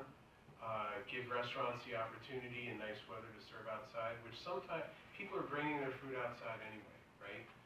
We agree, I think, from what I'm hearing, with the 20-foot setback.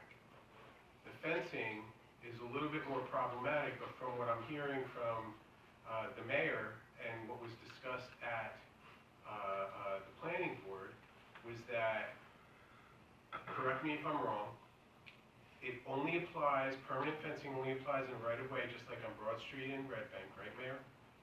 If we were to do that, which we can't, we don't have the... There is nothing right now, that anyone that wanted to do that, if, for instance, not that they have, I'm just using them as a matter of reference, because they're closed for the season, if Uncle Louis, bless you, if Uncle Luigi's wanted to put outdoor tables, they cannot, because they would need to come for a use variance. Right, because they're in the public right-of-way. Correct. Perfect. But if we want to do backyard, side yard, and I say the... In a general commercial district. In a general commercial district, I use the term yard loosely, right? The fencing, because of the space that we have, should only be applicable, I think, in spaces where there's room, right? I mean, look, even if, I don't agree with the fence. When I saw the fencing, I didn't agree with it anyway. I think temporary fencing is fine. I think it should be left up to the business owner and the neighbors of the business owner. But, I'm okay. I agree with the 20-foot setback, and I'll leave it at that. Between zones. Between zones, absolutely between zones. You can't, right. It defeats the purpose to have 20 feet, in the commercial. I don't know why we're in agreement, Mr. Lane, so. The other Where are we things are going? suggestions that are in the letter and were discussed with the planning board, but my personal opinion, and Mr. Gallo, you've been heavily involved with having this developed, okay? End up seeing the letter on Friday. Yes. Your thoughts on this are? Again, I think the setback is fine between residential and commercial zones to alleviate any conflict there. I'm personally concerned about the expense of putting up a fence, in all instances, because I think that we're looking at something that's going to be relatively infrequent. I don't think you're going to see it happen that often in some instances. So I think there's no problem with making the change on a 20-foot setback. As Mr. Lane pointed out, there's a requirement for buffering that already exists in the ordinance in between commercial and residential zones, so that should be adequate to deal with that issue. And ABC, if they were to go for a different... Whole different rules that Exactly, govern, right. Extending licensed premises. And as far as like a cafe in the right-of-way, I believe we have an ordinance that there's a permit that has to be applied for that, and I think that's something that we would want to encourage. Councilman Pacheco, did you have a question for Mr. Yeah. Lane or in general? In general, and I feel like I've asked this of a couple of people. Hold on one second, let me just see if he's done. I'm sorry. Yes, thank you. Okay, Did we answer your questions? Well, my concern is, you have an ordinance that you're introducing, that it needs to be changed. And it needs to It's be being changed. suggested to be changed, so we are going to, I believe, it's up to the dais, but I believe going to include in tonight's introduction, or adoption, to include a 20-foot setback. The other items, I believe, are suggestions, and I don't know that that is a unanimous decision to include those items, so I don't know that we would hold off this adoption for suggestions. Just an FYI, I think that if we are going to add the 20-foot setback language, we're going to have to reintroduce this. Republish it. Why? Because that's a substantial change. It's a material change that we're now adding a... I'll defer to council on that.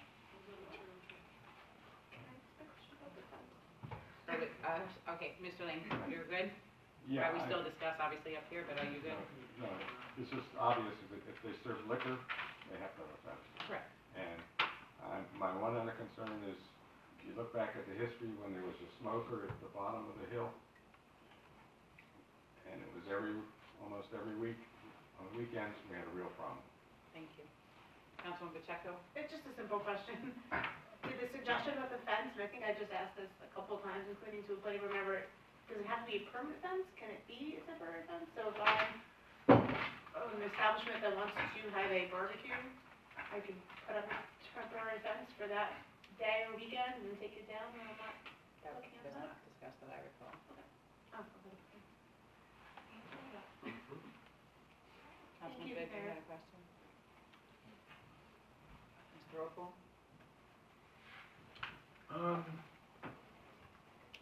Well, the statute that requires the Borough Council to refer to the planning board, so at any time there's an amendment or a proposed change to land use ordinances, Borough Council is required to refer those changes to the planning board. The planning board has acted and has provided a report. So I'm just going to summarize what, upon reviewing the report from the planning board, the council has two options. The borough can disapprove or change the recommendation by a vote of the majority of its membership, or it could reject and put on the record the reasons why it's rejecting. In this instance, the council has to vote with regard to what the planning board recommended. There's two recommendations made, one to align with the zoning ordinance, one is a recommendation that is not in the zoning ordinance with regard to the fence. Council's gonna have to decide on what the language will be, and then, depending on how substantial, how far the council goes and what it's going to incorporate into the ordinance, whether or not it has to be reintroduced. So for example, if the council if the council incorporates in the entirety of the changes, I think that would be substantial enough where it'd have to be reintroduced, but I'm open to hear what the council's proposals for language are. I have a proposal if no one else does, but I defer to the council first if there's anything suggested. Let's make a matter of clarification. You mentioned that one of the things is already in the zoning ordinance and one is not. Is that what you said? So the table that Michael Lane is referencing does not include outdoor setbacks. It only includes structural setbacks. So there.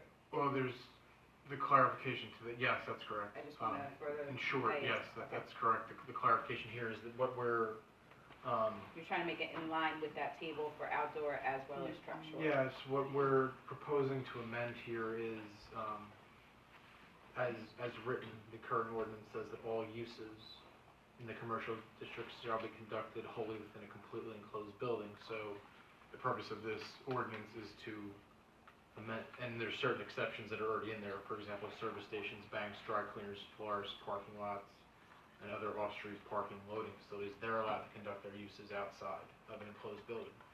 What the proposed ordinance does, it allows outdoor dining, drinking, and food preparation to be conducted within the general commercial district, but outdoors, and doesn't require it to be within the building. So, for the setback, normally, there's a 20-foot setback requirement, and what the planning board is suggesting is that this be applied, that same 20-foot setback requirement be applied to this specific outdoor dining, drinking, food preparation. Is that your Which is in line with the structural setback, so it's basically air right versus land right, right? So I think it could be in conjunction with what already exists. I don't know. One of the things I can state as coding enforcement, I think it's very important that we're very clear what we want them and not want them to do regarding summons. So if we need to put something in there about the 20 feet clearance or whatever it is, I'd rather that be in there than not. Because the worst thing is, when you need that gray area, it makes it very difficult for coding enforcement. So, I guess it comes down to whether the 20-foot outdoor setback from between zones, not between properties, but just between zones, is substantial change or not. And I defer to council on that. Is there a wording where it's not So, substantial change? if the, I'm of the opinion that if the council wants to amend the ordinance to add language that simply says, all uses shall be conducted,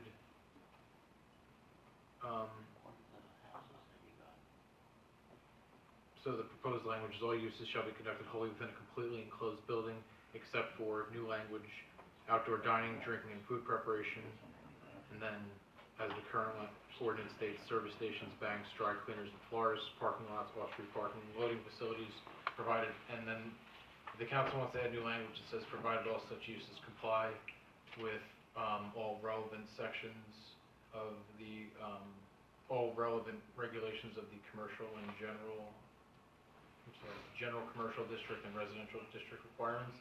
I don't think that's a substantial change, but if we want to specifically get into 20-foot setbacks and that language, if the council prefers that specific language to be in there, then I think it would have to be reintroduced. Can we switch it a little bit to be not so lengthy of a change? That says something along the lines of the setbacks are for outdoor to be the same as structural. Yeah, but that still doesn't help out Ms. McDermott, who said that, she wants to see that in writing, But that the, it's a 20-foot setback to If it's enable. understood the somewhere else. structural is part of the code. Right, I'm okay with that, as long as it's clearly And understood. so if we say that, you know, this is now permitted, the sentence of, we're adding one sentence, right? Outdoor, You can just add a clause that said, provided all such uses are conducted in accordance with applicable, structural setbacks. structural setback regulations, and I don't think we would need to reintroduce in that instance. Good, I'll make that motion. Second. Hold on a second, let's make sure our clerk got all of that, and that's not really fair for us to No, go to make roll a call second. again.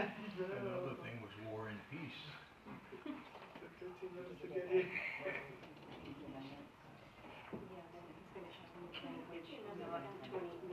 I will provided all, yes, Right, okay. that'll be incorporated. And also, to comply with the ordinance, I'm sorry, for the ordinance as adopted to comply with, the statute where the council takes into consideration, the planning board's report. The council has, engaged in significant discussion with regard to the recommendation regarding fencing. There's no requirement in the zoning ordinance that such fencing be constructed. Council appreciates that recommendation and understands why it is in there, but based on the language that is being amended and proposed, it's my understanding that the council is not going to incorporate that recommendation. And anybody can add into that, any council member can add to that as far as reasons why that recommendation is not being followed. Those have been discussed at length, during this hearing, so I don't think anybody needs to go any further, but if anybody wants to put anything else on the record, they're welcome to. So we have a motion and a second on the floor. Any further commentary before it goes to roll call? Can we repeat the motion real quick? Because I know that there was, I just want to make sure that I'm voting on the motion with the amendment, I'm assuming? Thank you. So it would be the motion to adopt the ordinance with the amended language regarding requirement that it follow any setback, regulations in the land use ordinance. Thank you. Sorry. Can I second? We have a second, right? Can I have a roll call, please? Councilmember Sheridan. Yes. Councilmember Cooper. Yes. Councilmember Good. Yes. Councilmember Pacheco. Yes. Councilmember Potopoulos. Yes. Councilmember McDermott. Yes. Thank you. Motion Motion of public? Motion Oh, second. All in favor? Aye. Any abstain or no? We have an ordinance, introduction, but I'm actually a little confused about it. So I've read through it a little bit more today.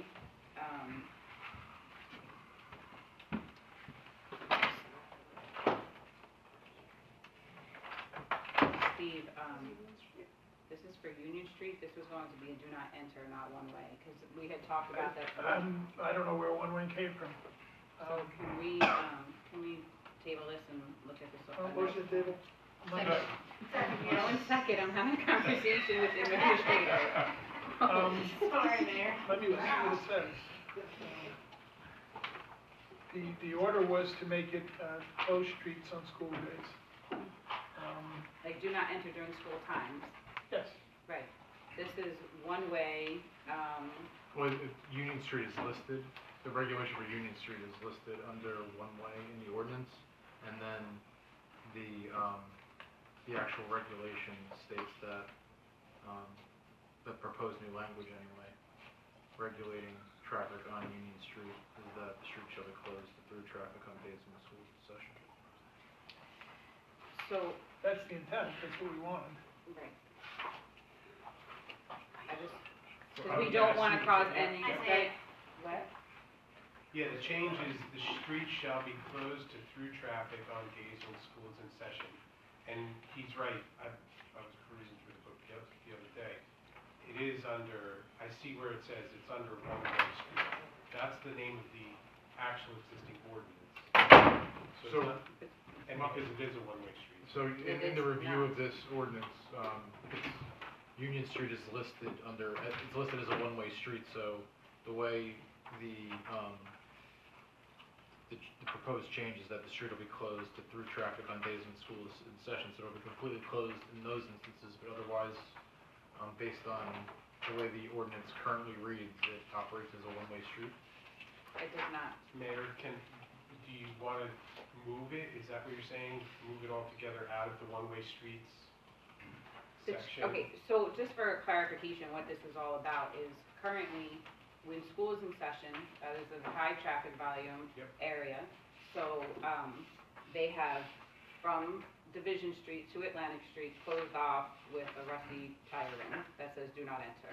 I would prefer us to have a little bit more class than that and have actual signs that say do not enter mounted so that no one has to roll out this tire rim and roll it back or the wind blows it over. In order to actually, so we wanted to put teeth in this, right? Yep. But at the same point, that is a common entrance for the first aid squad. During school days, the first aid squad is very generous and allows the teachers to park in their lot. And when school's not in session, then first aid members, or if they're having a banquet that weekend, we don't want to obstruct, or if it's a Thursday night banquet and school's not in session, traffic should be able to flow in and out of there freely. I'm not trying to obstruct the first aid. So that's where this currently lists, and when we first looked into it, I was told that there wasn't anything for that street. So we were trying to bring it up to some kind of code so that it would be There was official. the requirement that the street be closed on school days did not exist. Right, or that it was one way or do not enter. So there was never, what we were told, that there wasn't anything, so that's why I'm confused now, where now it did exist and it was under one way. So maybe that's why we didn't see it, because we looked under do not enter. I'm not sure what was booked between you and the chief. This is a surprise to me. I mean, the street functions as a two-way street. It does, historically, it does that. They informally used to close it by rolling the tire thing out. What we're trying to do is codify that when school is in session, this street is closed. I think we need to change the fact that it's listed as a one-way, because we don't want it to be a one-way. And, so we should table this and we will rewrite it. I do have okay. Okay. Mayor, I just have a question real quick. The one-way, I think was up Division, Osborne and Division are one way. and And Union, between. Union between Osborne and Division was Correct. one-way, correct? But from Division to Atlantic is where we were addressing. Indeed. Okay, so maybe that's why it's stuck in the one-way ordinance, but. Yeah, we'll get it straightened out and Yeah. reintroduced. We want to get it done right. Okay. Christina, second to table. I don't know that anyone motioned, because I can't. I can second it. Oh, okay. I motion. Joe, Councilmember Sheridan motioned in the beginning. I tried to Second. Or Becky tried to. All in favor? Aye.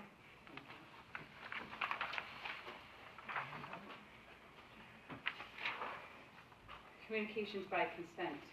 We have, items 1 through, we now have items, a 15th item added, which you all received via email on Friday afternoon. Right? Does anyone from the dais have any commentary before we open it to the public? Can I have a motion to open to the public for items, communication by consent, to receive and file, items Motion. 1 through 15? All in favor? Aye. Anyone from the public wish to come forward on items 1 through 15? Mr. Graham?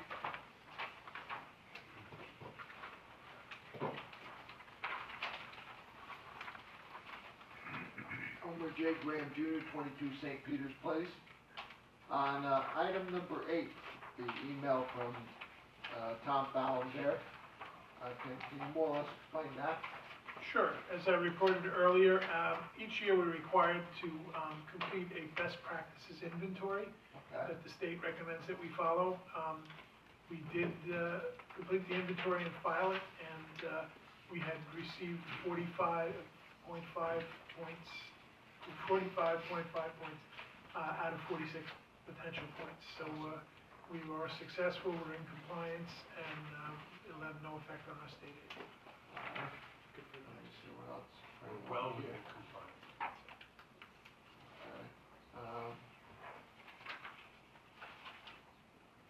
Okay, on number 9 there, okay,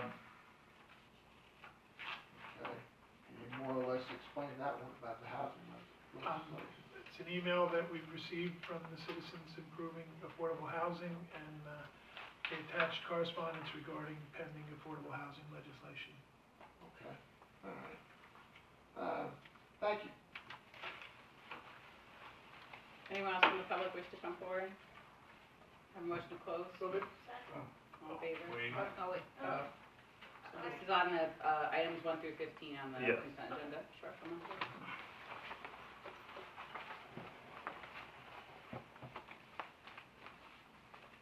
Ted Polk from 17 Manchester Avenue. Spell your last name? P-O-L-K. Thank you. Okay. So, I have a question for the council as well, as I guess Mr. Gallo might be able to answer this as well. But, regarding item number 7,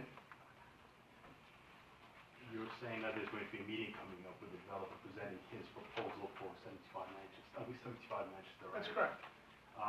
Without making any assumptions about what he might present, Sure.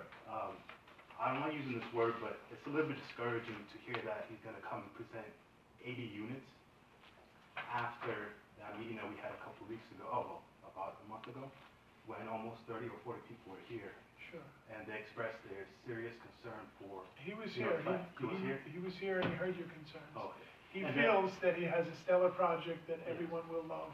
So, But can I also finish? Sure. But then also, there was also the planning company from Colsneck that was supposed to take our concerns and recommend that to him, and then Yes. hopefully come up with a solution that was a little bit closer to what we were requesting. That's correct. But I'm assuming that on December 2nd or December 10th, he's going to come and make, give his rationale for why 80 units would make sense. So most likely present his, Sure. his financial calculations for why things are required to be 80 units. Yep. As well as, say that it might make P4 more of a, Hoboken type of city, right? But just as you had expressed our thoughts to him, are you able to share with us what he was saying to you about his plans for that location? He's, Other than just saying 80 units? he's proposed 80 residential apartments. We discouraged him. We told him that he would not find support for that, but he believes that his project is superior, and that when he shows everybody what it is, and his experts provide you with information, that people will change their minds. Obviously not. Now, Everybody on- was against. Now, on For the big- December 2nd or 10th, he's gonna present in this room? That's correct. Okay, so we'll all be here to be able to Oh, respond to yeah. It's an open public we meeting. will Yes. publicly notice it like we did last time, community meeting Sure. and all of that. Okay, so we can at least share our opinions, and this is not the end of it, right? No, Because no. the only reason why I was using the word Stop discouraging it. earlier was because, we had all of us, about 30 or 40 of us, were saying that we don't want them to build We 80 heard, units or yes, more. we heard. And then also, I guess on item number 7, actually, we had even submitted a letter. Sure. We heard, I read it. A couple of us and, you know, some of our neighbors. responded. 27 members. 27 of us, and he still wants to come and do it. So I just wanted to see if you guys are at least expressing opposition towards. Oh, he's And fully he, aware of he it. was in the back row that night. Oh. He heard all the opposition. Okay. All right, thank you very much. I have a question of Steve. Steve, did the developer see the letter that we have on record from the residents? Did the developer see that? We have not sent it to him, no, but we could do that. Yeah, could you please Sure, share that with it's a the public letter, developer? yep. I'm gonna go. Yes, ma'am? 75 Manchester across from this development. Does What's Miss your I'm name? sorry, what's your name? 75 Manchester. Your name. Tetiana Boyko. I'm sorry. 78. Tetiana B-O-Y-K-O. Me and my neighbor, we signed 27 people. I'm sorry, the house number again? 78 Manchester. 78 Manchester. I knew it wasn't 75. Thank you. Go ahead, thank you. So we were signing this 27 people, that's the people who were home, and the letter was submitted. So I would like to ask, anything comes out that owner of 75 Manchester Avenue has $73 million. That's no reason for him not to tear down the development himself if Borough will say, do it. And then if Borough cannot find him or cannot deliver the letter, we as a neighborhood agreed to find him and deliver that letter to him. And that's the main point why this developer saying 80 units making sense. Actually, I talked to the developer who wants to do that. He met me outside of this borough. And to my eyes, he said 70. Even 10 he tried to reduce. Now it's 80.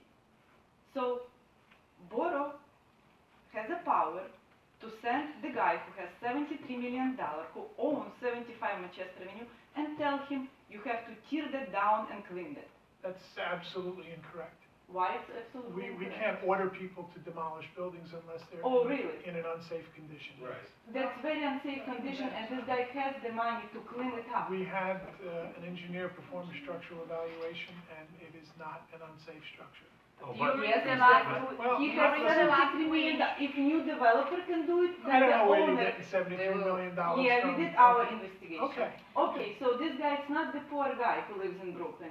And all the excuse, we cannot reach him. If Borough cannot Nobody ever reach said him, we couldn't we reach can him. reach him. I don't know what When we you're talking came about. here to last meeting, Borough said they cannot reach this guy to tell him to take care of his property. We're in Is it regular, correct? we're in regular communication with him. He's paid a significant number of fines, and he has responded when we've contacted him about conditions of the property. If Borough cannot reach him, we agree to reach him. We didn't say we We couldn't just reach need him. the letter to saying that Borough demand him to take out and clean that site. I understand if that's the person who has no money or some regular person. This is huge, huge corporation and person who owns a lot of money. And we don't need across my house 80 units. I'm telling you this right now. I agree with you. Okay. I don't think so, because the guy still Why coming. wouldn't you think so? Because the guy coming and has the voice to represent 80 units. Even everybody scream here and very upset. He's entitled to his opinion, he's entitled to make his case. I don't think he's gonna change anybody's minds. Right. But we're not in the business of saying, we don't wanna hear what you have to say, Right. okay? He wants an opportunity to present his What's case. the Borough response to my letter and 27 residents who live around? I'm not sure. What's the response to my letter from 27 residents There's who two is letters. asking the Borough to reach the guy in Brooklyn and tell him to do something about his property, 75 Manchester Avenue? Okay, I mean, he's trying to sell it, that's what he's doing. No. Yes. The 27 people was signing for Okay. Borough to. Oh, no, Mr. Gallo, if I can help her, I mean, That's obviously English is a second language, so Okay. I'll help her. So what she's asking is regarding the letter that she submitted Okay. with the 27 signatures. Sure. So we had requested, okay, is there a possibility that he would be willing to come and, clean it up or knock down the building and clean Not it up? possibility, they And have is to there, order. and then what I'm asking you is basically, what's your response and what was his response to Yeah, that? I'll have to read the letter, I mean. Oh, you haven't read the That letter? was registered 2 weeks ago and nobody reads. Alright, so Because yeah, so already if you- have a plan. alright, so Okay, basically, I'm if you can. sorry, ma'am, you don't need to be condescending, Yes, that's right? fine. We are Because listening to nobody what you listens. have to say, but maybe he wasn't in the office, Okay, okay? so So- that's basically what we're asking. And is the just letter was read the addressed, letter and then- excuse We'll me take a one look second. at it and we'll send an appropriate response. Excuse me one second. The letter was addressed to the mayor and council, and the mayor and council have read your letter, so that I was not an uncalled statement to Mr. Gallo, first of all. Second of all, he actually, by default, answered your question, because he said that he sent out the engineers to do a site study. Whether you're agreeing with that site study, that doesn't mean he didn't do anything. So I just want to Mayor, clarify for the record If I could just jump in that quickly. we obviously are open to your communication. You know, the reason why she was responding in that way was because during the last meeting when we're all here, there were 2 points that were made was the company from Colsnet was saying that the structure was deteriorating and in danger of, you know, it was gonna endanger the neighbors, for example. And that's what the company from Colsnet had said during that presentation. And then her other response about the fact that, nobody was able to reach the current owner, you had actually stated, Mr. Gallo has stated that during the last presentation, when he was saying that the county, the Keyport had tried to reach him in Brooklyn, but nobody's been able to reach him. Impossible. People mentioned that during the last meeting. But That's that why doesn't she's mean saying that those. we haven't sent notices of violation or any summonses to that address. Oh, no, I'm just, no, I Right? agree. As far as him coming to a meeting, if he doesn't want to come to a meeting and he's not going to respond to us, we can't force someone to come to a public community meeting. Oh, no, I understand. No, what she was just saying was that regarding what Mr. Gallo was telling you that nobody here reached out to him, he specifically said that during the last presentation that Keyport had tried to reach out to him in Brooklyn, but he's not responding. I remember that being said in the meeting, so that's all I was just trying to clarify. We know where he is, we know his address, he has paid his fines, but we're not in a position at this point to demand that he demolish a building that's not structurally. Why not, if it's Oh, no, dangerous? Okay, So, yeah, that's just another point. That's separate from what you Yeah, said. go say something. yes. My name is Agnes Bakun, B-A-K-U-N, I live in Manchester. I just moved here, so the town is like new for me. And the building is very bad shape, because like 2 weeks ago it was like very bad wind, and I have so many metal parts on my property. So now, like, if this happened again, what I should do? Who I can call? Do complain about this, like, the metal parts on my property. Call So us there's- and we'll send out a property maintenance officer to deal with it. And there's also on the borough website, I'm just letting you know this because you said you Yes. just moved here, it's keyportonline.com. Yes. And in the top right corner, there is a link that you can actually put in service request or work order request or commentary request or feedback, and you can submit it in there. So the building is like very bad condition, Well, for sure. just want to make, there's a difference between the request is to knock down the building, just level it and get rid of it.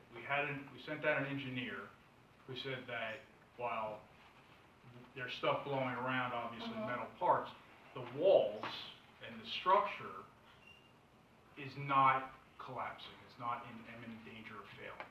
That limits the borough. We have no legal authority to say, despite the fact that the building is, while an eyesore, while the parts are flying, but the walls are standing, we don't have the authority to tell them, take it down.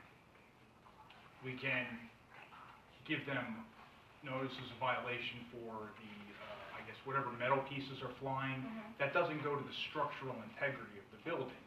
And we have been issuing violation notices to the property owner to say, well, you know what, you're not taking care of your property, you know, pay the fine, come in, you can either abate it, meaning clean it up, stop the stuff from flying, or pay the fine, and every time he comes into court, he pays the fine.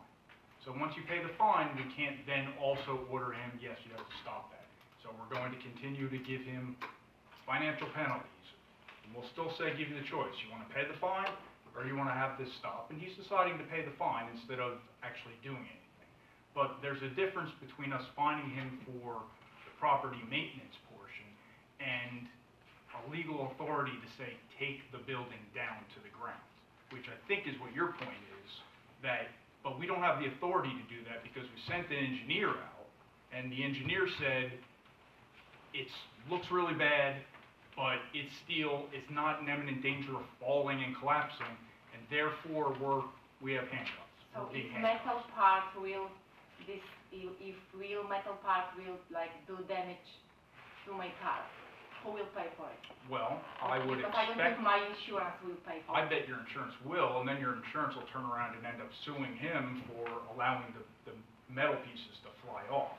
I mean, again, we can do the hypotheticals, but you're saying in terms of the borough, what we can do, we're giving them fines. We just have no legal authority to say, take the walls down and just clear it out. So if his building is causing damage to your property, you know, I hate to say your solution in terms of that or property damage is your neighbor. If you have a tree on your yard and it falls over and collapses on somebody else's car, that's gonna be your tree that causes the problem. Same thing. His roof parts are, if they're flying off and causing property damage to you, that's him. We're just kind of hamstrung as a borough from saying you have to take all the walls down.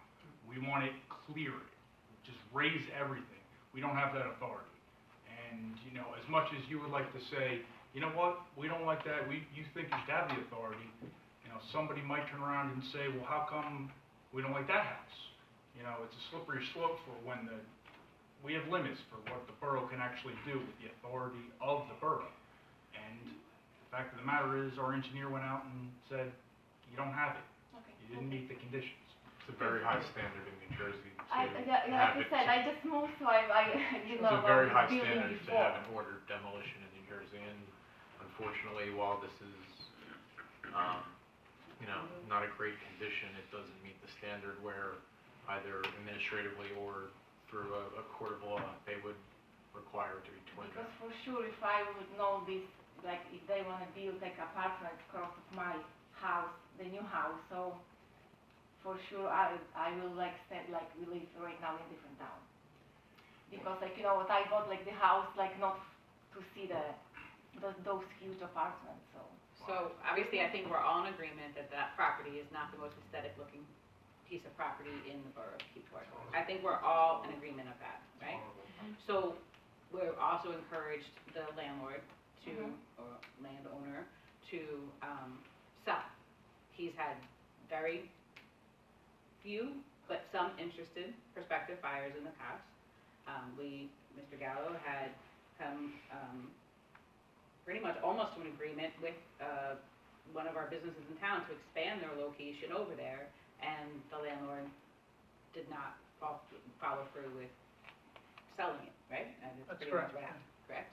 So, that would have been ideal, that would have been another business that continued and cleaned up the building over there, and they've already done that to another building in town, the former post office, right? So they're an established business that split the building that wasn't in great condition and turned it into a functional building, and it's a profitable business now. It's Mr. Green Tea down the street. So that didn't work. So now I guess the landlord does want to sell, so he has reached out to developers, or you have developers circling because Keyport is hot right now, and they found a vacant property, and maybe he reached out to the landlord. I'm not sure who contacted who first, but the matter of process is we have to at least let them come to the table to say. That doesn't mean that that's a planning board meeting and that there are so many more steps that have to happen, even if he presented here and hypothetically this day if all of a sudden changed their mind and like, yeah, go ahead and do it. That is a hypothetical, strong hypothetical. I'm just explaining the process to you, that there are so many more steps down the road before that would even come to fruition. Thank you. You're welcome. Just one point too, if you do have debris flying on your property, go into the system. I clean it, And so I like. don't clean it. Yeah, Okay? but I did that. Call yeah. Borough Hall and we'll send somebody right over. Okay, And we want to document I it. will, thank you. Yep. Thank you. Mr. Rennie?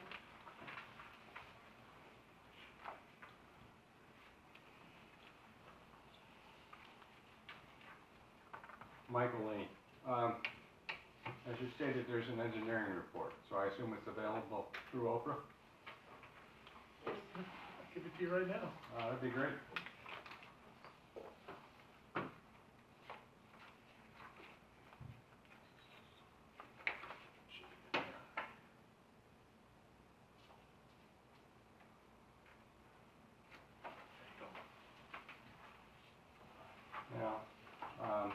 this engineer's report been given to Beacon Planning? Because they came in and made a statement in their presentation Sure. that the building needed, had real problems. The report was just recently received, but we will share it with Beacon. Beacon, they're planners, they're not structural engineers, but we will share it with them. Now, from having worked on the flood damage prevention ordinance, there's an issue of securing your property so it doesn't injure other properties. So it doesn't sound to me like this property is secured.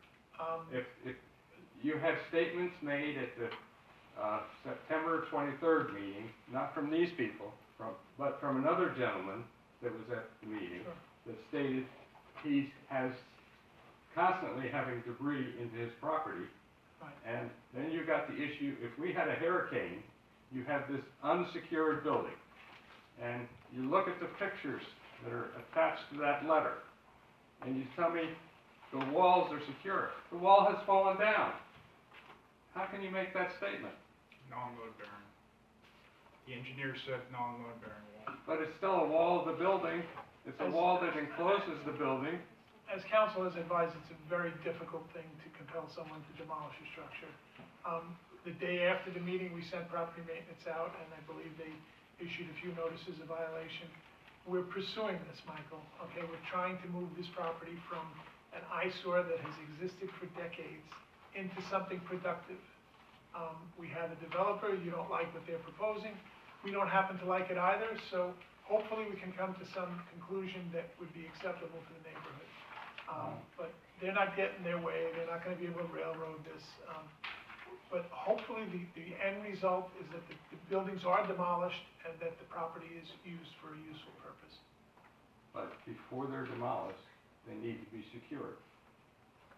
And I think that's an obligation of the borough to make sure these buildings are secure and the debris is, it could be children outside in the yard Sure. hit by this debris. Understood, yeah, and And that's, just to say that's acceptable, to me. is- nobody said. it was Nobody's saying that's acceptable. Well, then what action is the borough gonna take to As get I this property mentioned, secure? as I mentioned 2 minutes ago, as soon as we got the report at the last meeting, we sent property maintenance out, and the notices of violation have been issued. If this young lady calls us and we can document that the conditions still exist, then we'll issue additional notices of violation. And we need to find that other gentleman who stood up at the September meeting and talked about the problems he was having in his yard. I believe property maintenance spoke with them. Okay, and the result was? Number of violations, notices of violations were issued. Okay, and those notices of violation, they're available to the public again through our request. Yes, that's correct. Okay. I guess we'll be busy with some Oprah. The ones that have been adjudicated. Pardon? The notices themselves, and these Oh, would no, be the summonses. notices, I thought you meant the summonses. Yeah. The notices, Pardon? the notices are public records. Right. The summonses after they've been adjudicated. Just one other item. I wrote an email relative to the MPP program, and a couple things. During the meeting, I had a discussion about the fact that the map wasn't attached to the resolution. And since then, Michelle through Oprah gave me a copy of the map. And what's interesting is the map definition does not agree with the resolution. The map is a draft map. So there were two things. One is that there are properties in the NPP area that are not commercial properties, they're residential properties. And so I was concerned, so I talked to Mr. Bueller in DCA, NPP, and he indicated, one, that the map that we have marked draft is actually the final map, and his map is not marked draft. So it seems to me the borough needs to get the final map, and that's what should be attached to the It's the resolution. exact same map. The map was a draft because it wasn't approved until they passed a resolution approving it. That's not what he said. That's not what he told me. That's the version that he provided to the borough. He gave us that map. Second thing he shared with me was that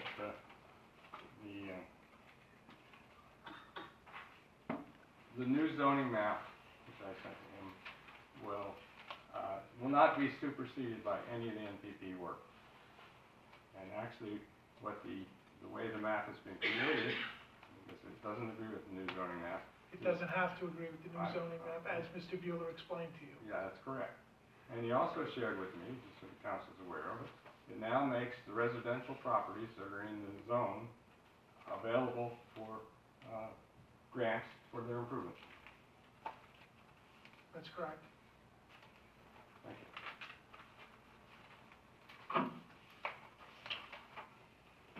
All right, so it seems to me one of the items for the residents in the neighborhood to do is start thoroughly documenting to the council the problem with the unsecured building. Thank you. Thank you. And also, security in terms of people getting into the building. Thank you. Anyone else from the public wish to come forward? Mr. Grant? This is still on the communication pieces, 1 through 15. Right. Okay. Elmer J. Graham Jr., 22 St. Peter's Place. With regard to 75 Manchester and everything like that, not too long ago, I had the privilege of visiting over there and seeing that building, and believe me, the condition of that building, I understand their concern. We all do. It's an eyesore, something has to be done about it, that's it. We agree. Thank you. Thank you. Anyone else from the public? Have a motion to close? Motion closed. Second. Roll call, please.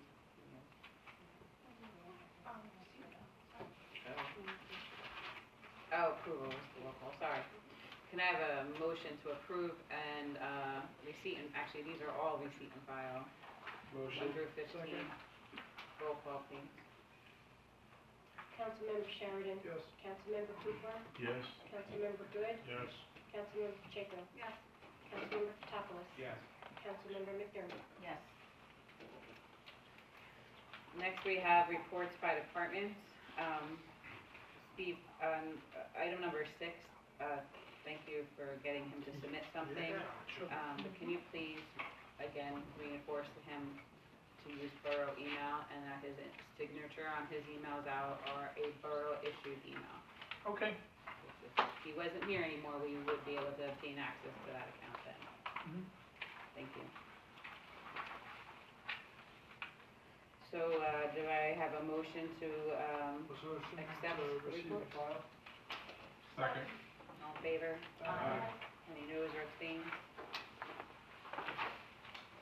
Okay, on to new business. We have Save the Park team letter of appreciation. Councilman Sheridan requested to have put on. Yeah, it seems interesting. I don't know what I wanna go with. Somehow we should probably save it for posterity. I think it's, but, I don't know, maybe we could save it for another time. Table it. Yeah, table. Everyone in agreement to table it? Discussion? Sure. Sure, you would like to discuss. So, the second item on new business is honoring our heroes. We received a letter from the county clerk, recently, just before Veterans Day. And, it was very interesting. I was able to get it out to KBBC, because what it does, is it offers the opportunity for any business establishment in borough to register with Monmouth County. And then they would be included on their, directory of veteran establishments that offer discounts. So KBBC was able to electronically get that out to, the businesses within the bid, if they wanted to opt in to do that. So I thought that was a great added feature in Monmouth County. And to piggyback off of that, there is also the New Jersey Governor Community Award, where a municipality can register for points similar to Sustainable New Jersey, but not quite as difficult, where there's point values that could be added from your municipality if you partake in some of these suggestions that they list, and then we can receive a ranking, basically saying that we value our Veterans Community Award. And it gives you the opportunity to have this designation on your website, on your letterhead, and so forth. I would like to request that maybe we put a small committee together. I personally was thinking of Councilman Cooper and Sheridan, just because they're veterans, but you're not obligated to, it's just my thought. And maybe a member of the public as well as KVBC, and maybe we can make this a goal to try and hit next year. I would go for that, thank you. Follow Joe. Anyone opposed? I mean, I don't see why, you can't have 4 council members because of, quorum rules, but, is anyone opposed to having this committee, or anyone wanna designate a chair for it, and then they can run with it? I'm not trying to lead it, so. It has to have 4 people on it? It does not. They're not even saying you have to have a committee, I just wasn't trying to do this myself, that's all. So, Is that, yes or no, that we don't have to have 4 people on it? I was just saying that we can't have 4 council members, or myself and 3 council members, because then it would equal a quorum when we met to discuss things. So I was just saying, it could be it could be a member from the public. I suggest that KVBC be involved, only because some of the points come from having businesses, Maybe American Legion? How about, liaison? how about Elmer Graham Jr.? He's a veteran, 29 years. I agree, but I would like to delegate this to someone to take the lead, and they can reach out to whoever they would like to be on that committee. So, Joe? Okay. Joe, are you willing to take that? Awesome, I will hand over the paperwork to you. Thanks.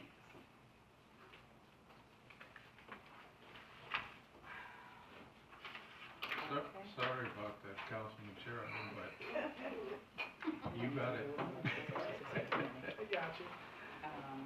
Okay, next we have, ordinance amending chapter 2 of the Borough Code that, I believe Councilman Good has, presented to move forward. Before we do that, I would just like to know what, where this initiated, or what brought this on.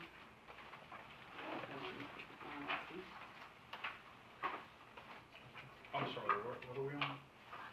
The Oh. new business. Oh, well, I mean, there's, over the course of, I guess, the last year, we've kind of instituted like the 5-minute rule. I know Mr. Kelsey asked where it came from, and certain other procedural things that, like Robert's rules, that we just, if you look through our ordinances, just haven't been set down. So we've kind of just been going on a, I guess, a feel for the moment thing. I thought it would be appropriate if we, and also we had issues with, I know from the discussions with the clerk, I know we had a resolution passed a couple months ago about how we were going to go about setting the agenda, getting the agenda, and doing all that. I figured that, you know what, maybe some of these items should actually be set down in our ordinances. So, none of the committees that we're typically appointed to are set down in any of the ordinances. Really, it's kind of just, we've been operating on a ad hoc basis, and figured that let's get some structure to some of the stuff that we've been doing. So, I took the initiative and drafted an ordinance. So it's just curious, because a lot of it contradicts what we put in by resolution and just in July. I was trying to do exactly that, where we didn't need to do it by ordinance, but, a lot of this, is complete contradiction to us sitting down, with Mr. Opal and Mr. Gallo. And it almost implies that we're trying to change the form of government a little bit, by removing powers of the mayor, so. I don't think that we have touched the powers of the mayor under this borough system. Actually, by saying that I no longer have anything to do with the setting of the agenda, and that the council is the one that changes things on the dais, and can change any structure of, or pull anything, or change anything on the agenda. I'm not sure how that. Mayor, can you point specifically to what you're talking about, so I can have a look?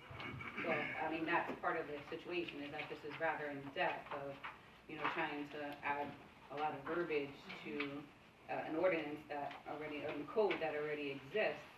But if we're going to revise the chapter, I'm just Well, Which is why we're not revisiting the whole chapter, and, I mean, having a 5-minute rule for people to speak was requested by the, members of the public who, voted us all into office, because they wanted chances to speak, and I think it's flowing pretty nicely when we have public meetings, so it gives everyone a chance to speak. I think that you're right, and now that's actually in the ordinance, so when we have questions of where did that 5-minute rule come from, we can say, hey, look at ordinance number.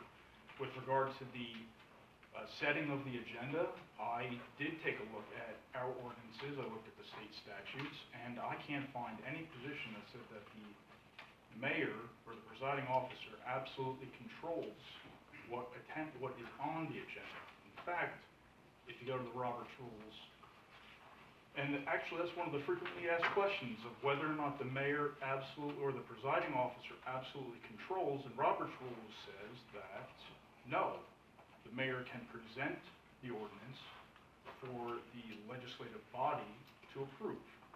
So it's a proposed agenda, it's not a 100% absolute control of it.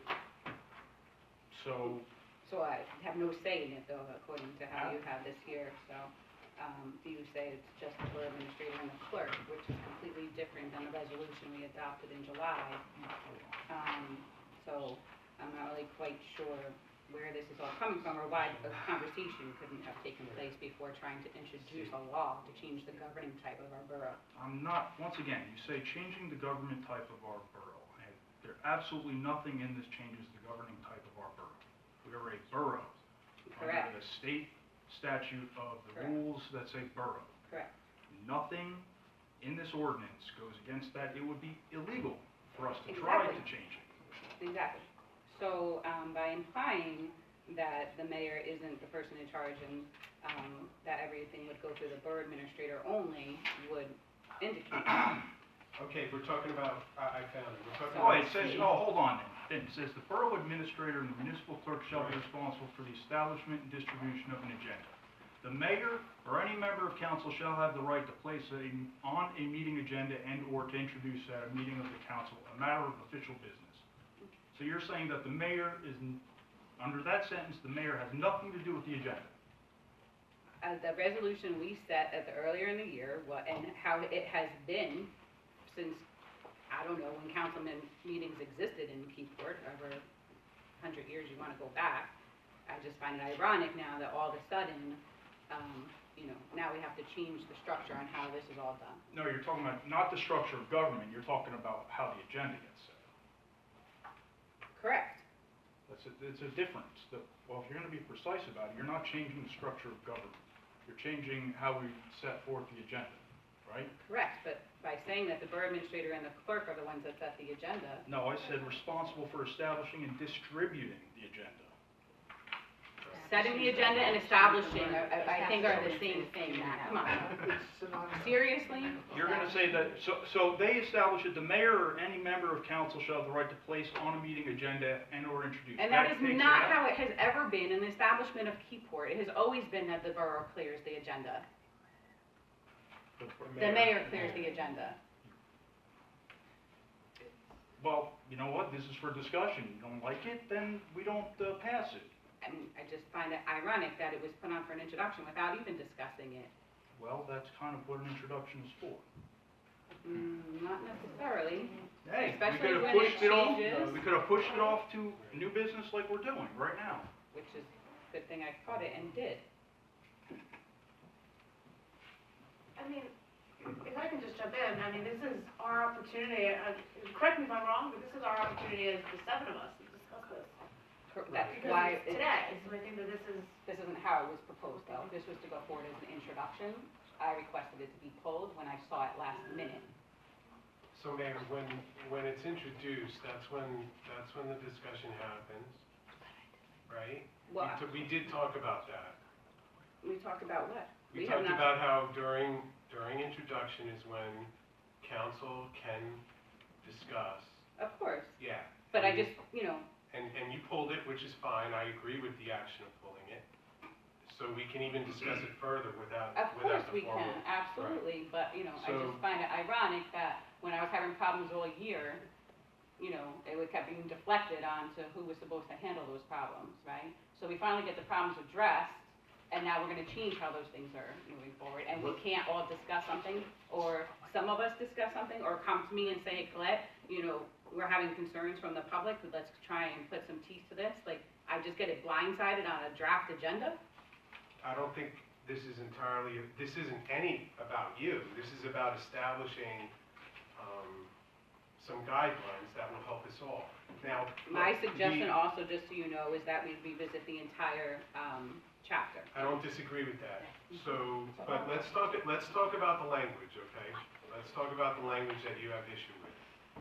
So specifically in item C, and forgive me because I don't know how to address the certain items and everything, but I'll do my best. The word establishment is what's at odds. Do we have a definition of establishment?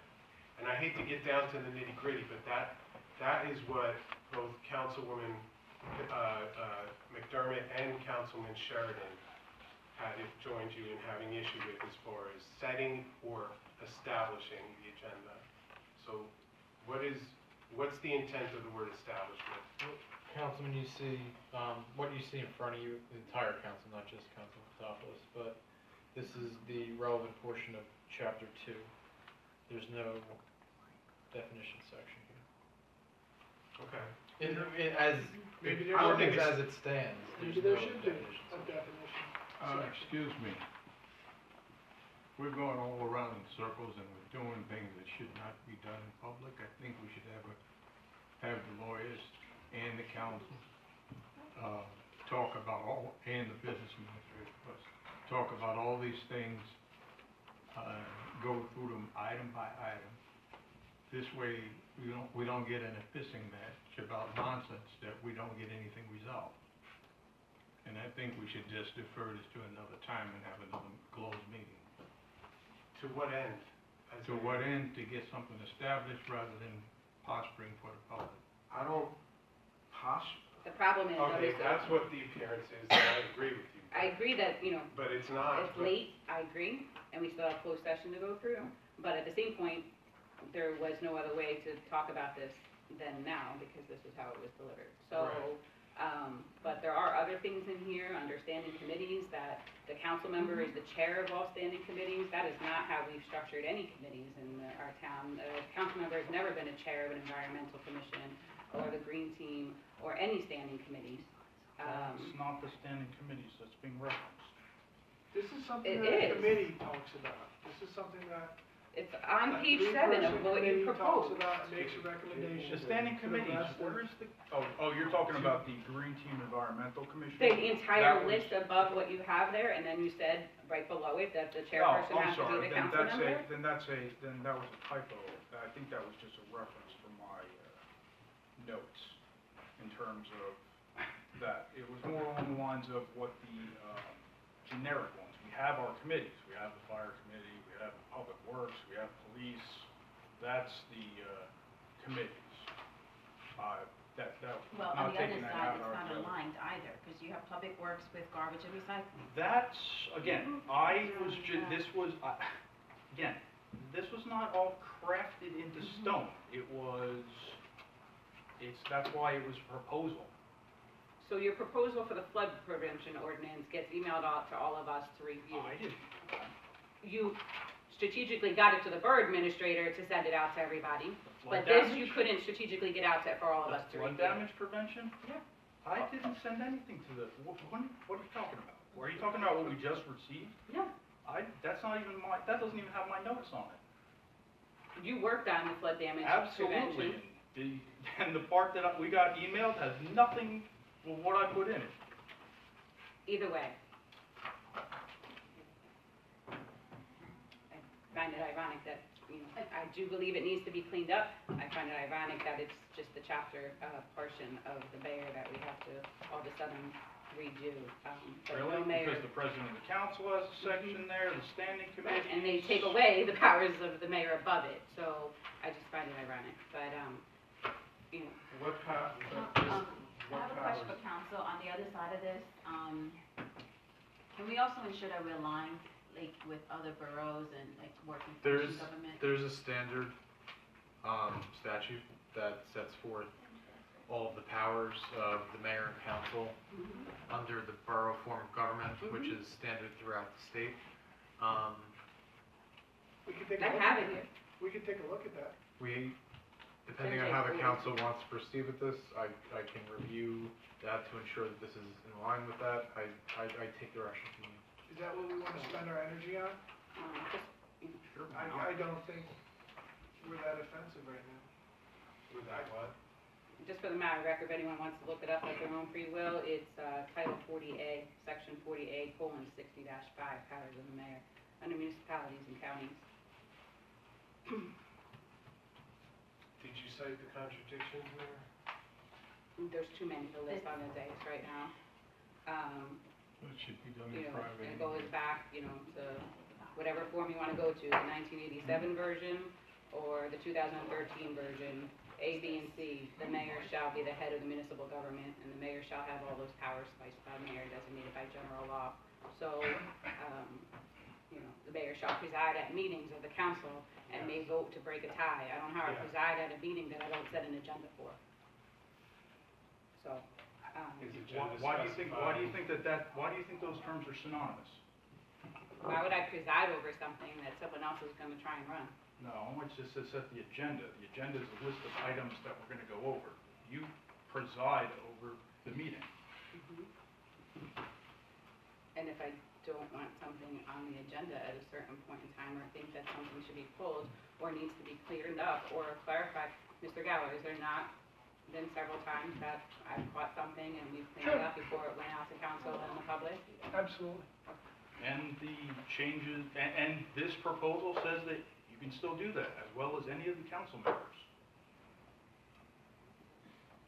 Then that's still changing what I said you're changing. I'm not saying, you're saying that you have no authority, no ability to do so.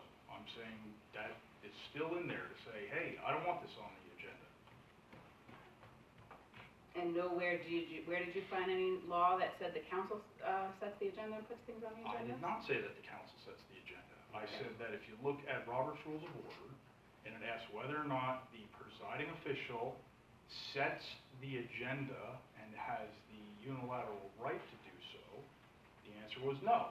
The presiding officer can submit a proposed agenda of which the legislative body would be ultimately voting on.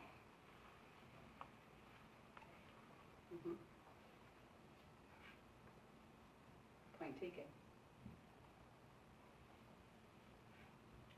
So, But I welcome your comments on it.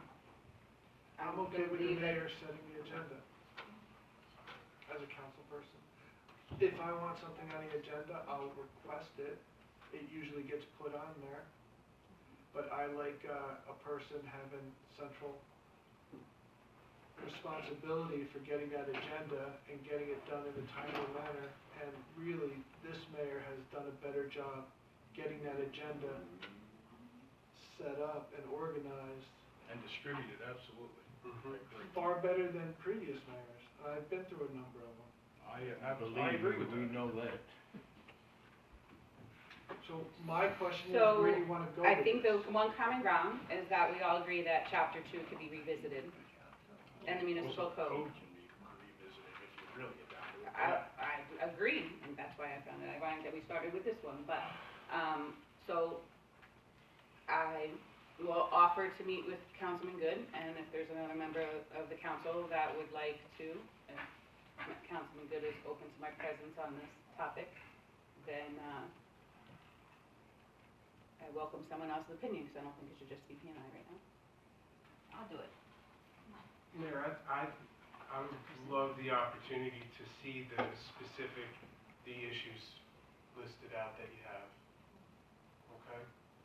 I would welcome everyone to review this and, But- submit their topics of discussion for this.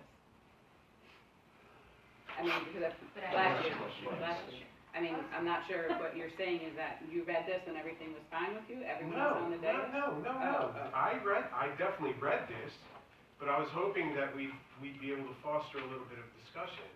There have been instances where, it's become a little personal, and I don't know if that's the intent, but, with regards to. I think the way it was introduced. Let me finish, Joe. With the way that, with regards to establishment of the agenda, that's something that I could agree with you on, but it needs to fall within the law. And I'm not familiar, or dare I say, as familiar as you or Joe or other people on the dais with the law. So if if we were to talk about this, and we can't do it in private session, it has to be in public. But if we were to talk about this item by item, painstakingly, if we needed to, then we can do that. But I would recommend that we gather our notes together for that and take a pragmatic approach to it, and listen to everybody's points of view based on the law and get council's advice and then move on from there. And if we are allowed, if the agenda is what you see, and we're allowed to maintain the agenda, and you're allowed to have rule over the agenda, that's fine with me. As a matter of fact, my interpretation probably isn't far from yours. You can set the agenda, Mayor, and a majority of the council can change it if you oppose the change. Am I right about that? An existing law. Not necessarily. You can agree to pull something from an agenda that day, but to add something on at the end, unless it's new business and it's been vetted, then no. Right, it would be new business, but we would, we were all here when, my point is, this goes on, again, we spent a lot of time over this last 9 months trying to straighten out this process, to make it flow better, everything from upstairs, right? So including when things are received, we put a 1-week deadline. Now this contradicts it and says anything received by 2 p.m. before a council meeting can go on. That is not fair to the operations upstairs. 2 p.m. on the Friday prior?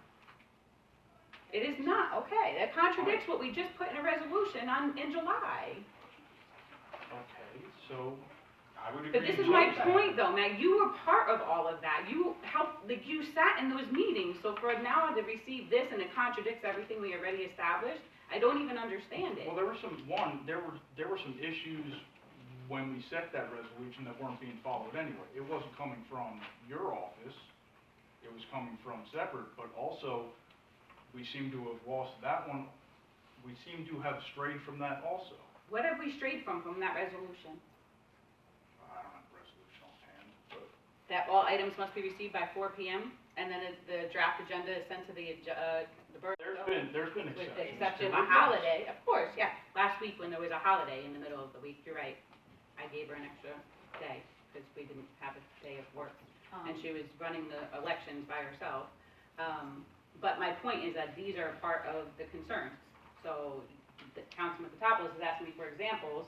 Those are clear examples right there. No, and I agree with one of them, but the chairman setting the committees, like it's, that's, where is that even coming from? But the matter is, the fact of the matter is, the governing body is mayor and council, okay? And then we employ Mr. Gallo to work for us. And we're not going to then all of a sudden sit there and same thing with all the committees that keep happening, all of a sudden we are a very well organized and structured operating dais, in my opinion. Everyone goes to their meetings, and then it should be us that brings the things to Mr. Gallo. Okay, Mayor, it's a borough, so it's a weak mayor system. Correct. Right. And there's, this further establishes that system within some more specific boundaries. I don't agree with everything, okay? So But what I'm boundaries? I'm not opposed to you setting the agenda. I'm not opposed, but I do like the idea of receiving appointments 10 days in advance. Yeah. I like knowing who's gonna be appointed to committees. I like knowing who, I like, being able, to take a look and maybe speak to somebody. Like if I'm gonna be, on the Environmental Commission, for instance, and I'm the one who's sitting on the Environmental Commission as the liaison, and there is going to be an appointment to the Environmental Commission. I'd like to know who that appointment is going to be. Okay, so. I'm not saying that I would oppose it, but I would like to know who that's going to be, and I think I think establishing a time frame is a good thing. So for a matter of record on that, the mayor previously, always in this municipality, the mayor always set those committee appointments. In January, I received an email from Steve that that was no longer allowed because they looked up a law, and the council president set all of the appointments this year. So I defer that to the council president. Well, again, please don't take this as a personal attack. But my point is, every other day, there's a different law that's coming forward, right? So I don't make the appointments, but now we're putting it in here that I have to give you appointments within 10 days, but now you're telling me I don't even make the appointments. So which is it? I'm breaking the law or I'm not, because I'm not quite clear here. Mayor, I'm not, you're. Can I just say something? Yeah. On the other side of this, we also need to be very conscious of how there are other titles that need to be also looked at and thoroughly reviewed. So whether it's a clerk position, it's a borough position, it's a code enforcer, that entire section needs to be reviewed, not just this. Because there's potential overlap of everything, standing committees, what does that mean? So when you're looking at a binding document, you want to look at the full picture, you don't want to just look at one section, because that doesn't work in that. I like the idea of definitions too, to your Right. point. Any document that I ever worked constitutionally has to always that. You have to have a binding document that has that stuff and what that's defined as. And that entire code, that entire chapter needs to be revised. So before even dealing with the mayor, I think we also need to address other significant other things. Again, Councilwoman, it's not just about the mayor. No, I know that, I understand But that. you keep bringing it up. But that's what's in here. That way I we can know, go but forward. it's not just about the mayor. And besides all of this, you're going around here now, there's legal things gotta be done, things gotta be done with the borough administrator, things gotta be done with the council, and we're here, we're beating a dead horse. We're saying the same thing over and over and over again, and nothing's getting resolved. Okay, that I agree with. I offered to start a committee, but Matt didn't accept my offer, so I was waiting to see if someone else wanted to accept. Excuse me? I didn't say anything. Exactly. But you didn't accept or deny. Then I just said, I said if Matt- comments. You wanna sit down and go over this? I'm No, I happy to do so. specifically offered to sit with you if you were open to that, and if any other council members wanted to, and you said nothing. I wasn't gonna interrupt you. If you, absolutely. If I'd I be can, happy to. if I can jump in here, I mean, what I'm reading is, and correct me if I'm wrong, there's edits to the entire, not the entire, obviously, but there's edits to every section of chapter 2. And I'm also not reading that it's that the council Oh, no, president, there's one section in here. No. right, but, okay, thank you. But I'm also not reading that it's the council president that sets, the only thing I'm reading here that the council president does is what we did this year, is the standing committee of the 3 council members to be appointed pursuant to the law. Correct, so if there's a vacancy, why would the council president not fill the vacancy? Of the 3 council members, or of a person in the public that's being appointed to a board or Person of commission? the public. That's not what I'm reading, my reading It's is. all about the standing committees. But it shall consist of 3 council members to be appointed by the council president pursuant to NJSA 40, blah, blah, blah, blah, blah. It doesn't say anything about Any of the rest of the. any of the rest of the members of the committee, it's just the council members.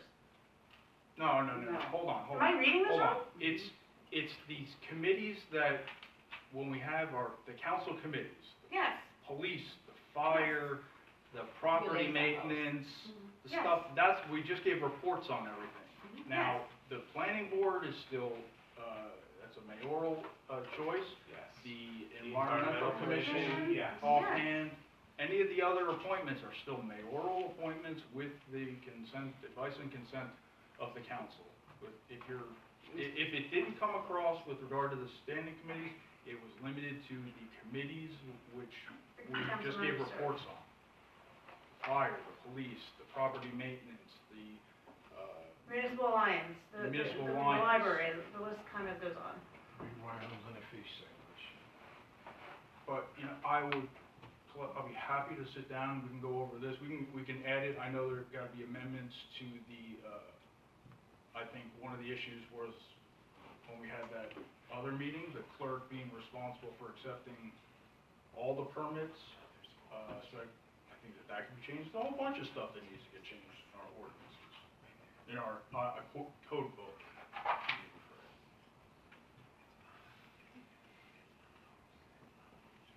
Anyone else have anything to add What on this what topic? So what I are, would like what to are serve on a we doing? committee to discuss this. I put my name on there as well. We can't have 4 people though, that's the problem. Well, I think it's appropriate for the, can we agree that it's appropriate for the council president to? Is it on the committee? I don't think this is gonna get wrapped up in the next 2 meetings, so I don't know if it's the current council president or if we wanna wait till January and revisit all this, and we all work on it independently before January, and then we, that point is taken. Everybody could look over it and get notes. Yep. To Matt. May I add something to that as well? You had our attorney was going to look over all the jobs, codes, independent of all of us. And he should make a determination. And then when we do meet again, then we'll have something to talk about rather than just one person's ideas. So I think council, like you said, is to make sure that we align legally, or should we not do anything. So, my direction is to review, Chapter 2, it's a Guys, well, no, not if the just attorney's chapter speaking, 2, guys. but, Excuse me. the municipalities and the county municipality section with regard to what the state statute says as far as, powers of the mayor and powers of the council. I'll provide a memo to, Mr. Gallo to circulate as far as the powers of both under that form of government. And then, my suggestion would be that any future proposed ordinance incorporate, the advice provided in that memo. Sounds good. Because if we don't do it that way, we were a house divided against ourselves and we're going in circles. I can provide that memo in short order, so. I have one other, item of new business that was on my desk, I do as well too, after. that we could, put on for December 3rd, but I just wanna make sure Steve was aware of it, and it's about, another grant application, Steve. Okay. And we didn't get it on for, communication, but I think it's about the mini park. For, the Green Acres? I believe that was on the agenda. No, that was not mini park, Oh, Mini Park, you're talking about, I'm sorry. this one, sorry. So, I'm Is not it county sure. open space? Mhm. Okay, I don't think we got that on the last agenda. okay, I'll follow So, up on that.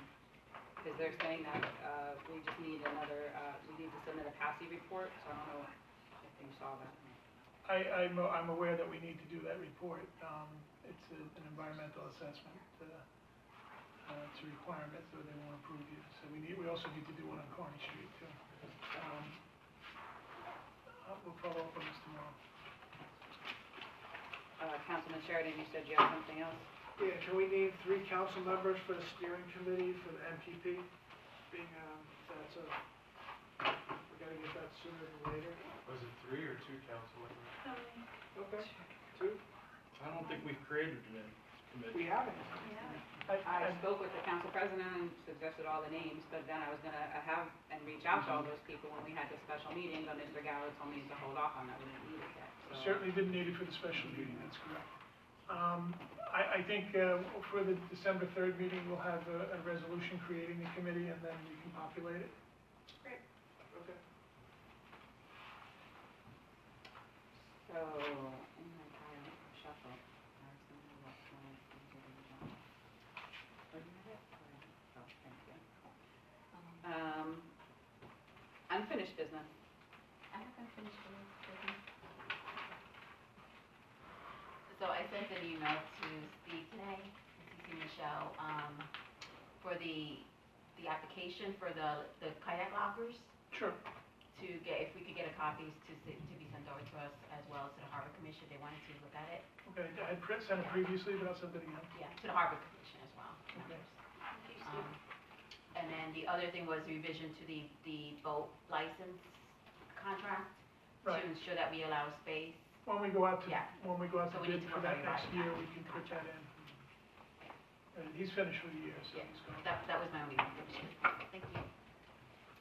Attorney's report? I just had one thing to clarify the council member brought to my attention, regarding the new business item honoring our heroes, delegation to Councilman Sheridan to look into that further.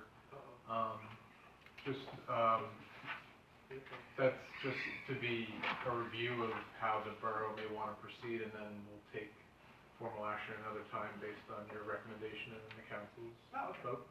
Okay, just to clarify, I just wanted to make sure that there was an official action taken tonight on that issue, because depending on what your suggestions are, and the council's going to have to take official action, so. Cookies or something. That's all I have. May I say something too, ma'am?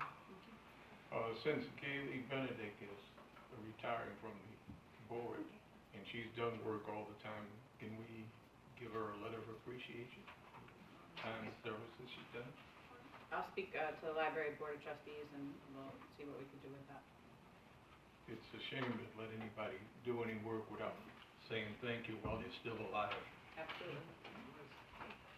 Thank you, Mr. Speaking of, I believe at the next meeting, we're gonna be acknowledging an employee of the library. Correct.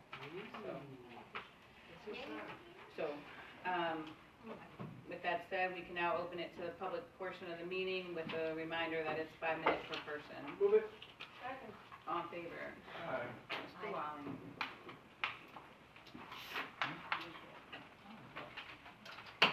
George Walling for Second Street. Resolution 23819 and 23719. That's giving the money from the micro grants to the Boy Scouts and Cub Scouts. The vote was taken, everybody voted unanimously. Mr. Sheridan and Mr. Cooper, you vote no to even adopt this ordinance. Why would you go forth and vote for it to be given out then?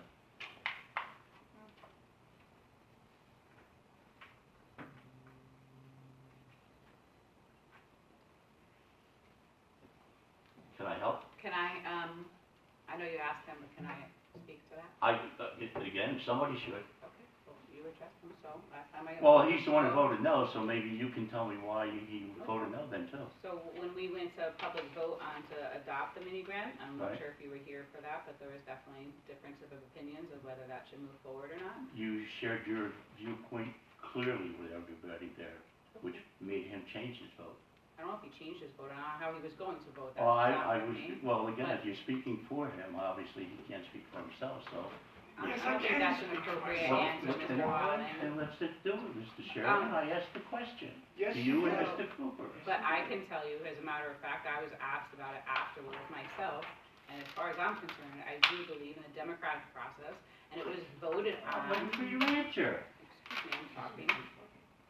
There is something called the democratic process, which I believe in fully, and the vote was taken to establish it, so you have to move forward. So does that mean something should be blocked every time moving forward after something was already established? I'm not worried about your opinion, I'm talking to Mr. Sheridan and Mr. Cooper. I Pay understand. attention, thank you. That's Go ahead, not Jeff. called for, because I already. It is called for. It is I'm not, asking Mr. Walling. I asked Mr. Sheridan a question. You wanna raise your voice, I can raise my voice. I I don't can wanna raise do this mine with right you. back, Mr. Walling. I know you enjoy the 5 time minutes on up. the TV, just stop. I don't enjoy the You time do, on the because you TV. grandstand every time the recording's going on. It doesn't matter to me. It does. Take a look at the minutes without the machine here, lady. Mhm. Oh, Whoa. all right, George, I gotta call foul on that, buddy. All right, thanks, man. Yeah, just. Go ahead, Jeff. calm She down put a it little well. bit. I didn't like it at the time, it wasn't open to all the keyboard. I wanted it to be open to all the keyboard. That's not true, Joe. So, And, that's his That's your opinion. You sure it's not yours? and then every time it comes up, it just, If I have something to say to you, I'll let you know. Alright, can one person speak at a time? Yes. I'm done. I'm just asking a question. You voted no against it, so I know, why I can't answered you your stay question, true and to your no vote? I don't wanna keep on answering your question. You guys are really sad. All right, Johnny Olson's bench, where are we at with that? There's a bench program that we're gonna be looking at in League of Municipalities next week, and hopefully we'll have more information on that. We talked about this almost a year ago. The 17th, Johnny Olson's gonna be dead for 3 years now. The man deserves his bench. There's a lot of things we've been talking about that not everything has moved forward on. Exactly. The former governor here is Storm Council Week mayor. Remember that? I will. Okay. Dumpster ordinance, we have one in place. We do. How come it's not being enforced then? Great question. Specifically with what, Mr. Wong? The dumpster's supposed to be enclosed. No, anything specific, because I can take photos and put them on Facebook if you want. nobody's gonna stop you from doing that. No, I'm just saying, why isn't it being enforced? To an extent, it is, I know. It's not to an extent it is. When locations are brought to our attention, we. Why shouldn't locations have to be brought to your attention? Because there's 10,000 things to do a day, George, okay? That's not the answer, Steve. It is the answer, okay? It's not the I- answer. I- You create an So I ordinance should and then stop you... everything and You just drive create around an town ordinance looking and you for don't enforce an dumpsters. ordinance? We do enforce it. Then why isn't it being enforced? Send me the locations, I'd be happy to. Why enforce should I it. have to do the Yeah, job you're because paying you- somebody $50,000 to get? I don't know who you're talking about, we're paying somebody $50,000. Property maintenance, wouldn't that be Nobody's under? making $50,000. Okay. But if you have a location you're concerned about, we'll be happy to address it. I have a town that I'm concerned about, Yeah, Steve. I think we've made a lot of progress on this, I'm not saying you haven't, okay? but I know when I was doing the job, I had people in court, Green Grove Apartments, you and me both worked on that one. Sure, Okay, I'm saying Mike Lane was a big help of that, so that was taken care of, it was. all right? Cumberland Farms, enclosed. We just got the fishery done. Exactly, so I'm saying, but there are other ones out there, so if we're going to single fishery, which we talked about here in the minutes, why aren't we going after the other property owners that have dumpsters? I have to assume that we are. We are not. I know We for a are. fact 117 cycles I brought up multiple times the last couple of years, so I believe they've received notice of a violation. Just because they don't have an enclosure yet doesn't mean that we're not going after them, it goes back to the same. So I thing can that ask for a violation then, you're saying an open request, thank you very much. Davis Locksmith, on the highway, the windows are being broken now. I'm not aware of it, but we'll take a look at it. Greatly appreciate it, thank you. Anyone else from the public wish to come forward? Ms. Scabetti? Mrs. Scabetti? You guys are gonna like me. I'm not yelling. My name is Judy Scabetti. I live at 103 Jackson Street. And I just wanted to come here and thank all of you.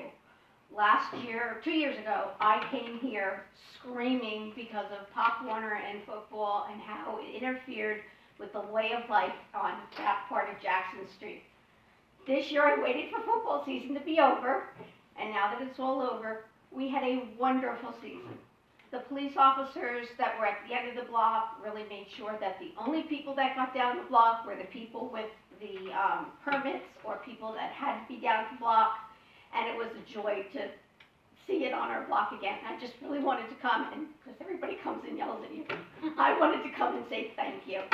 And all of you, just remember, everything starts one place and then it evolves into an end. So don't bite each other's heads off. Thank you. Mr. Lane? Fortune cookie.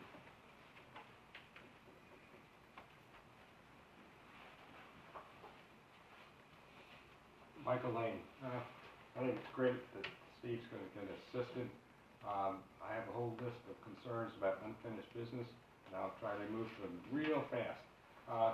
One of the things I learned when I looked at the NPP map is that we have implemented a new zoning ordinance with a new zoning map last year, a year ago, and we still have not updated the Monmouth County Mod 4 database to agree with the zoning. There's the houses on, or properties on Monroe between Atlantic and Church, which are now in the highway commercial. That's not what the Mod 4 database says. You do realize that the Mod 4 is controlled by the state, right? No, it's controlled by the County. Well, the county, the county division of tax, the county tax board is controlled by, is under the purview of the state. But the borough has to ensure that the data on the Mod 4 database is correct. We can make requests, we don't control the data. That's what I'm Well, saying. we have a problem. And so I think you need to list that under unfinished business. It's not finished. Second, under unfinished business, and I very something, we're gonna give you a list of what I think needs to be on the unfinished business list, and I think it needs to be part of the agenda. We still have to, complete the zoning ordinance for the whole set of, regulations that are past, 25:1, I think it's 17. All the way up to 25:23. Next item is what's happening with the marijuana? Are you gonna do something, or are you just gonna cross it off the list? Actually, I do have an update on that. I just wanna go through unfinished business. Okay? And because Okay. I'd like to see these things listed under unfinished business and be spoken about. The new property you own, where Hot Dog Bob was, got illegal trailers in a coastal high hazard area. Mr. Sheridan, I'm really disappointed that you didn't do anything on all the work, huge amount of work that was done by those volunteers on the park. Just to send a letter saying, we recognize, now that the park is being dedicated, we recognize your tremendous effort. Victoria, I gave you the book. Victoria's Sorry. They're fine, okay. I gave you the book that had all the records. A tremendous amount of work, and I think you can coach the rest of your council on the amount of work that was done. And so, Joe, I ask you to put it back on unfinished business. Also,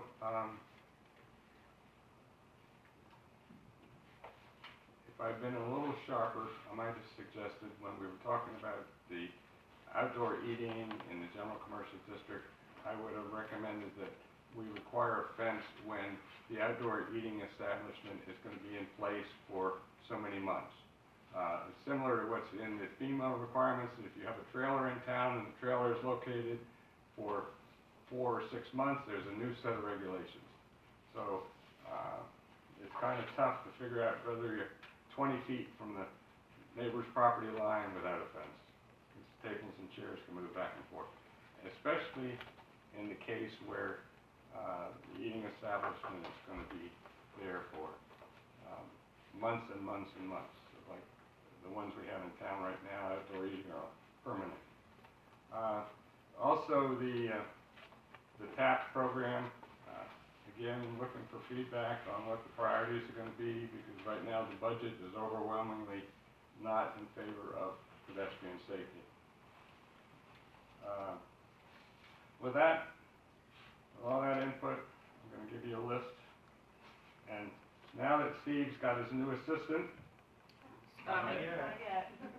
we'll have his new assistant. I hope that assistant, whoever he or she may be, can chop down some of these trees.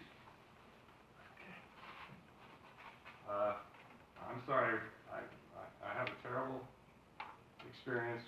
When I ran an organization with factories in 4 different countries and hundreds of engineers and staff, we really worked on making sure when we had staff meetings that the list of unfinished business items were well known by everybody, and status would be given on how they were going to be closed or removed from the list. Thank you. Thank you, Mr. Lane. Mr. Gallo, you and Dave, you wanted to respond to one of his... With regard to the marijuana regulations, we have confirmed, and we've actually plotted a map that indicates the areas where such facilities can presently be located under state law. And the only area in Keyport where they could be located would be up on Route 35. That's fantastic. Where on Route 35? From Fragrance Resources kind of thing? I'm sorry? Up in that area, yes. Yeah. Clark Street, thank you. Yeah, we put our adult entertainment up in that industrial area on Clark Street. Okay. Well, they moved, they're now on 36. Yeah. Adult entertainment? State regulations. This was a different kind of adult. State regulations require that every such marijuana facility be 1,000 feet from school, Right. 500 feet from a park. Right. So that DQs most of the borough. All right, so if we could just get that statement in the zoning ordinance where they can be.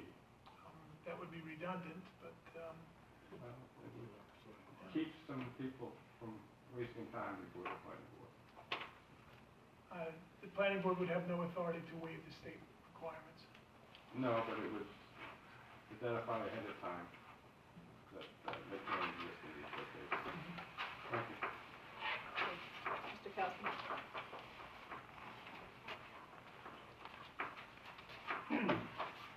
Andrew Kelsey, 29 St. Peters. Whatever happened to getting the ordinances up on the website in new form? There you go. Good question. Yeah. We just recently had an update on that. Michelle has taken over management of that project. And we anticipate that the ordinance will be, I'm just doing this from memory, the actual ordinances will be up available online in December. Then we have to review a whole bunch of stuff and then update all the ordinances that have been passed since we commissioned the project. The entire project, including new code books and online access, will be completed in the spring. Okay, good. On the topic of the Mod 4 database, that is run by Monmouth County, and the information comes from the counties. And it's a voluntary participation. And if you'll notice, Ocean County does not participate. And if you go to the state, you can get everybody's information, their raw data. So it's not coming from the state, the counties have to submit it. Just as an information for you. And I don't know how they get the information. I guess Keyport submits, I don't know, if anybody can comment on that, how. I can tell you there's a lot of errors in the database. It's unbelievable. Yeah. And you can actually access the entire state except for Ocean County through the Monmouth portal. Yes, I know. They have everybody up there for Yeah, some. and the state has everything, but it's in raw data form, you just Yeah. have to process it. Sure. It's definitely a work that needs a lot of improvement. Well, it's kind of, it ends up that it flows from the county clerk, where deeds get, they're recorded, which flows back to the municipality, to the tax assessor, which then goes to the tax board. It bounces back and forth. The mayor and I have discovered a number of parcels that are owned by two parties, Mm-hmm. so we Trying to need clear that up. What about the And I don't know if either party knows the other one owned part of it. That's pretty funny. the GIS parcel data? Who maintains that, or does that not get? We have a base map, Yeah. and we need to codify the requirements when someone gets an approval, that they give us a shapefile to upload to that database. Do the updates get sent to Monmouth County? Because it doesn't seem like their Yeah, GIS I is don't updated. know. But I can request the parcels from the borough and. Sure. Okay. What do you mean what do you mean requesting the parcels for what? The GIS data, Okay. the parcel data, yeah. Okay, that's it, thank you. Can I add just one thing? One of the problems we have now is we have properties where there's no record of whether they're conforming or non-conforming. Because the database is changing, the Mod 4 database is changing, and, is this changing from one family to two family? That was never approved by the planning board, but what is the database that controls what's the conforming and non-conforming use in Keyport? You couldn't centralize that because not one year's non-conforming could be another year. If you grandfather something in from, 1923, we might be looking at it and say, yeah, it's non-conforming if we compare it to, our present day ordinances, but, so you wouldn't, the snapshot in time wouldn't work. Well, I'm mainly concerned about one family, two family, four families. Are they legal or not legal? Right. And No, it's gonna be legal what defines that? It's interesting, Mike, my wife's, our house is a non-conforming two-family, but it's legal, Right, right? And it's listed everywhere as a two-family, right. in real estate data and everything. So I guess we would need to find a place where we can clean it centrally located. And then establish whether or not it's legal, but as far as illegal is concerned, how do you question how we would be able to do that? Well, one of the things, and Michelle, I apologize to Michelle, but I sent her these Oprah requests. Give me all the appraisal reports from 1980-something up through 2014. Oh my God. But on those appraisal reports, they tell you whether the thing is one family, two family. Sure. For example, I'll give you 37 First Street. Fences back between 3 and 4 families. Right. But that doesn't mean but that doesn't answer the question whether or not it's a non-conforming. It just says if it's a two-family, it could be a conforming or it could be a non-conforming. Well, it's in a two-family neighborhood. It's in an RB zone, two-family, and it's listed in some of the property record cards as 3 units and some as 4 units.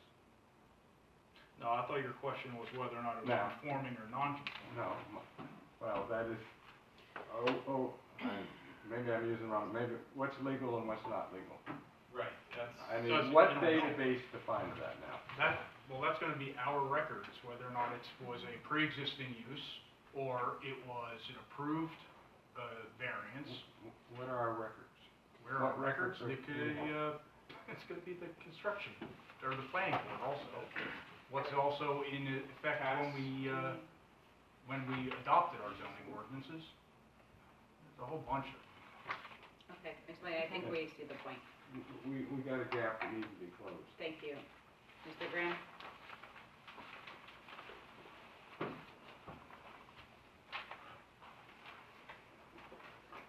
Jake Graham Jr., 22 St. Peter's Place. Sorry, there's some police activity in the hallway, I was just Hopefully making it's sure nothing we're all serious. good, yep. 22 St. Peter's Place. Under the subject, I've brought this up before. You know, as you all know, I'm a firm believer in open government and everything like that, letting the sunshine in and stuff like that. What's the progress with cable channel 15 and opening these meetings and televising it on cable? As I explained the last time you asked the question, we did not budget this year for the equipment that would be necessary to record the meetings and broadcast it. Should the council desire, they'll put it in the budget for next year, and then we should be able to fund the project. And like I said, I would strongly urge you to continue that, to continue to push for that. Thank you. Thank you. Thanks. Mr. Straub?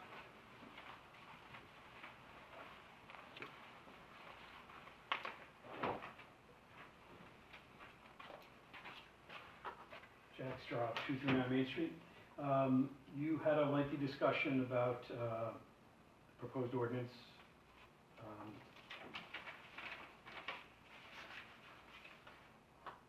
Amending chapter 2. None of us got to see that, so I mean, it's interesting to listen to everything you're talking about, but let me try to keep in mind that we don't know what you're talking about, other than what we pick up. So the thing about setting the agenda, I would just make one point. First of all, Michelle, you've been doing a great job, doing your job and someone else's job. But we've been without a borough clerk for 3 months, and it's been established tonight that Mr. Gallo has more work than he can handle in a day. So having the clerk and the borough administrator do the agenda, I don't think that's the right solution. So when you're taking into consideration all the things that ordinance does, keep some of those things in mind. The other thing I'd say, first of all, I want to thank Mr. Graham for running for office. It's a very difficult thing to do. But I want to point out, as we have, again, a full Democratic council, a Democratic mayor, it was a much closer election than is exhibited by everyone sitting here. So I think it was about a 2 percentage point difference between Republicans and Democrats. What that says is that almost 50% approve of the way things are going, and almost 50% don't approve of the way things are going. So just keep those other people in mind as you move forward. It's not 100% and 0%. There are certainly other voices out there, and just as you are doing your jobs here, try to keep that in mind. So we shouldn't pass the Medicaid for all? I don't think you want to go there. All right, thank you. Thank you. Anyone else from the public wish to come forward? Got a motion to close to the public? Motion. Second? All in favor? What do we got for close? Personnel matter? personnel matters, so we're gonna go into closed session, right now. Council's going to discuss. There's a likelihood that the council will take action on the items that are discussed in the closed agenda, so if anyone is interested in sticking around to take part in the discussion and to hear what action the council may or may not take, I invite you to stick around until the closed session concludes. Make a motion going closed after a 4-minute break? I think it's Do we need a 4-minute break? Yes. Yes. 2-minute break? All in favor? Aye. 38 seconds.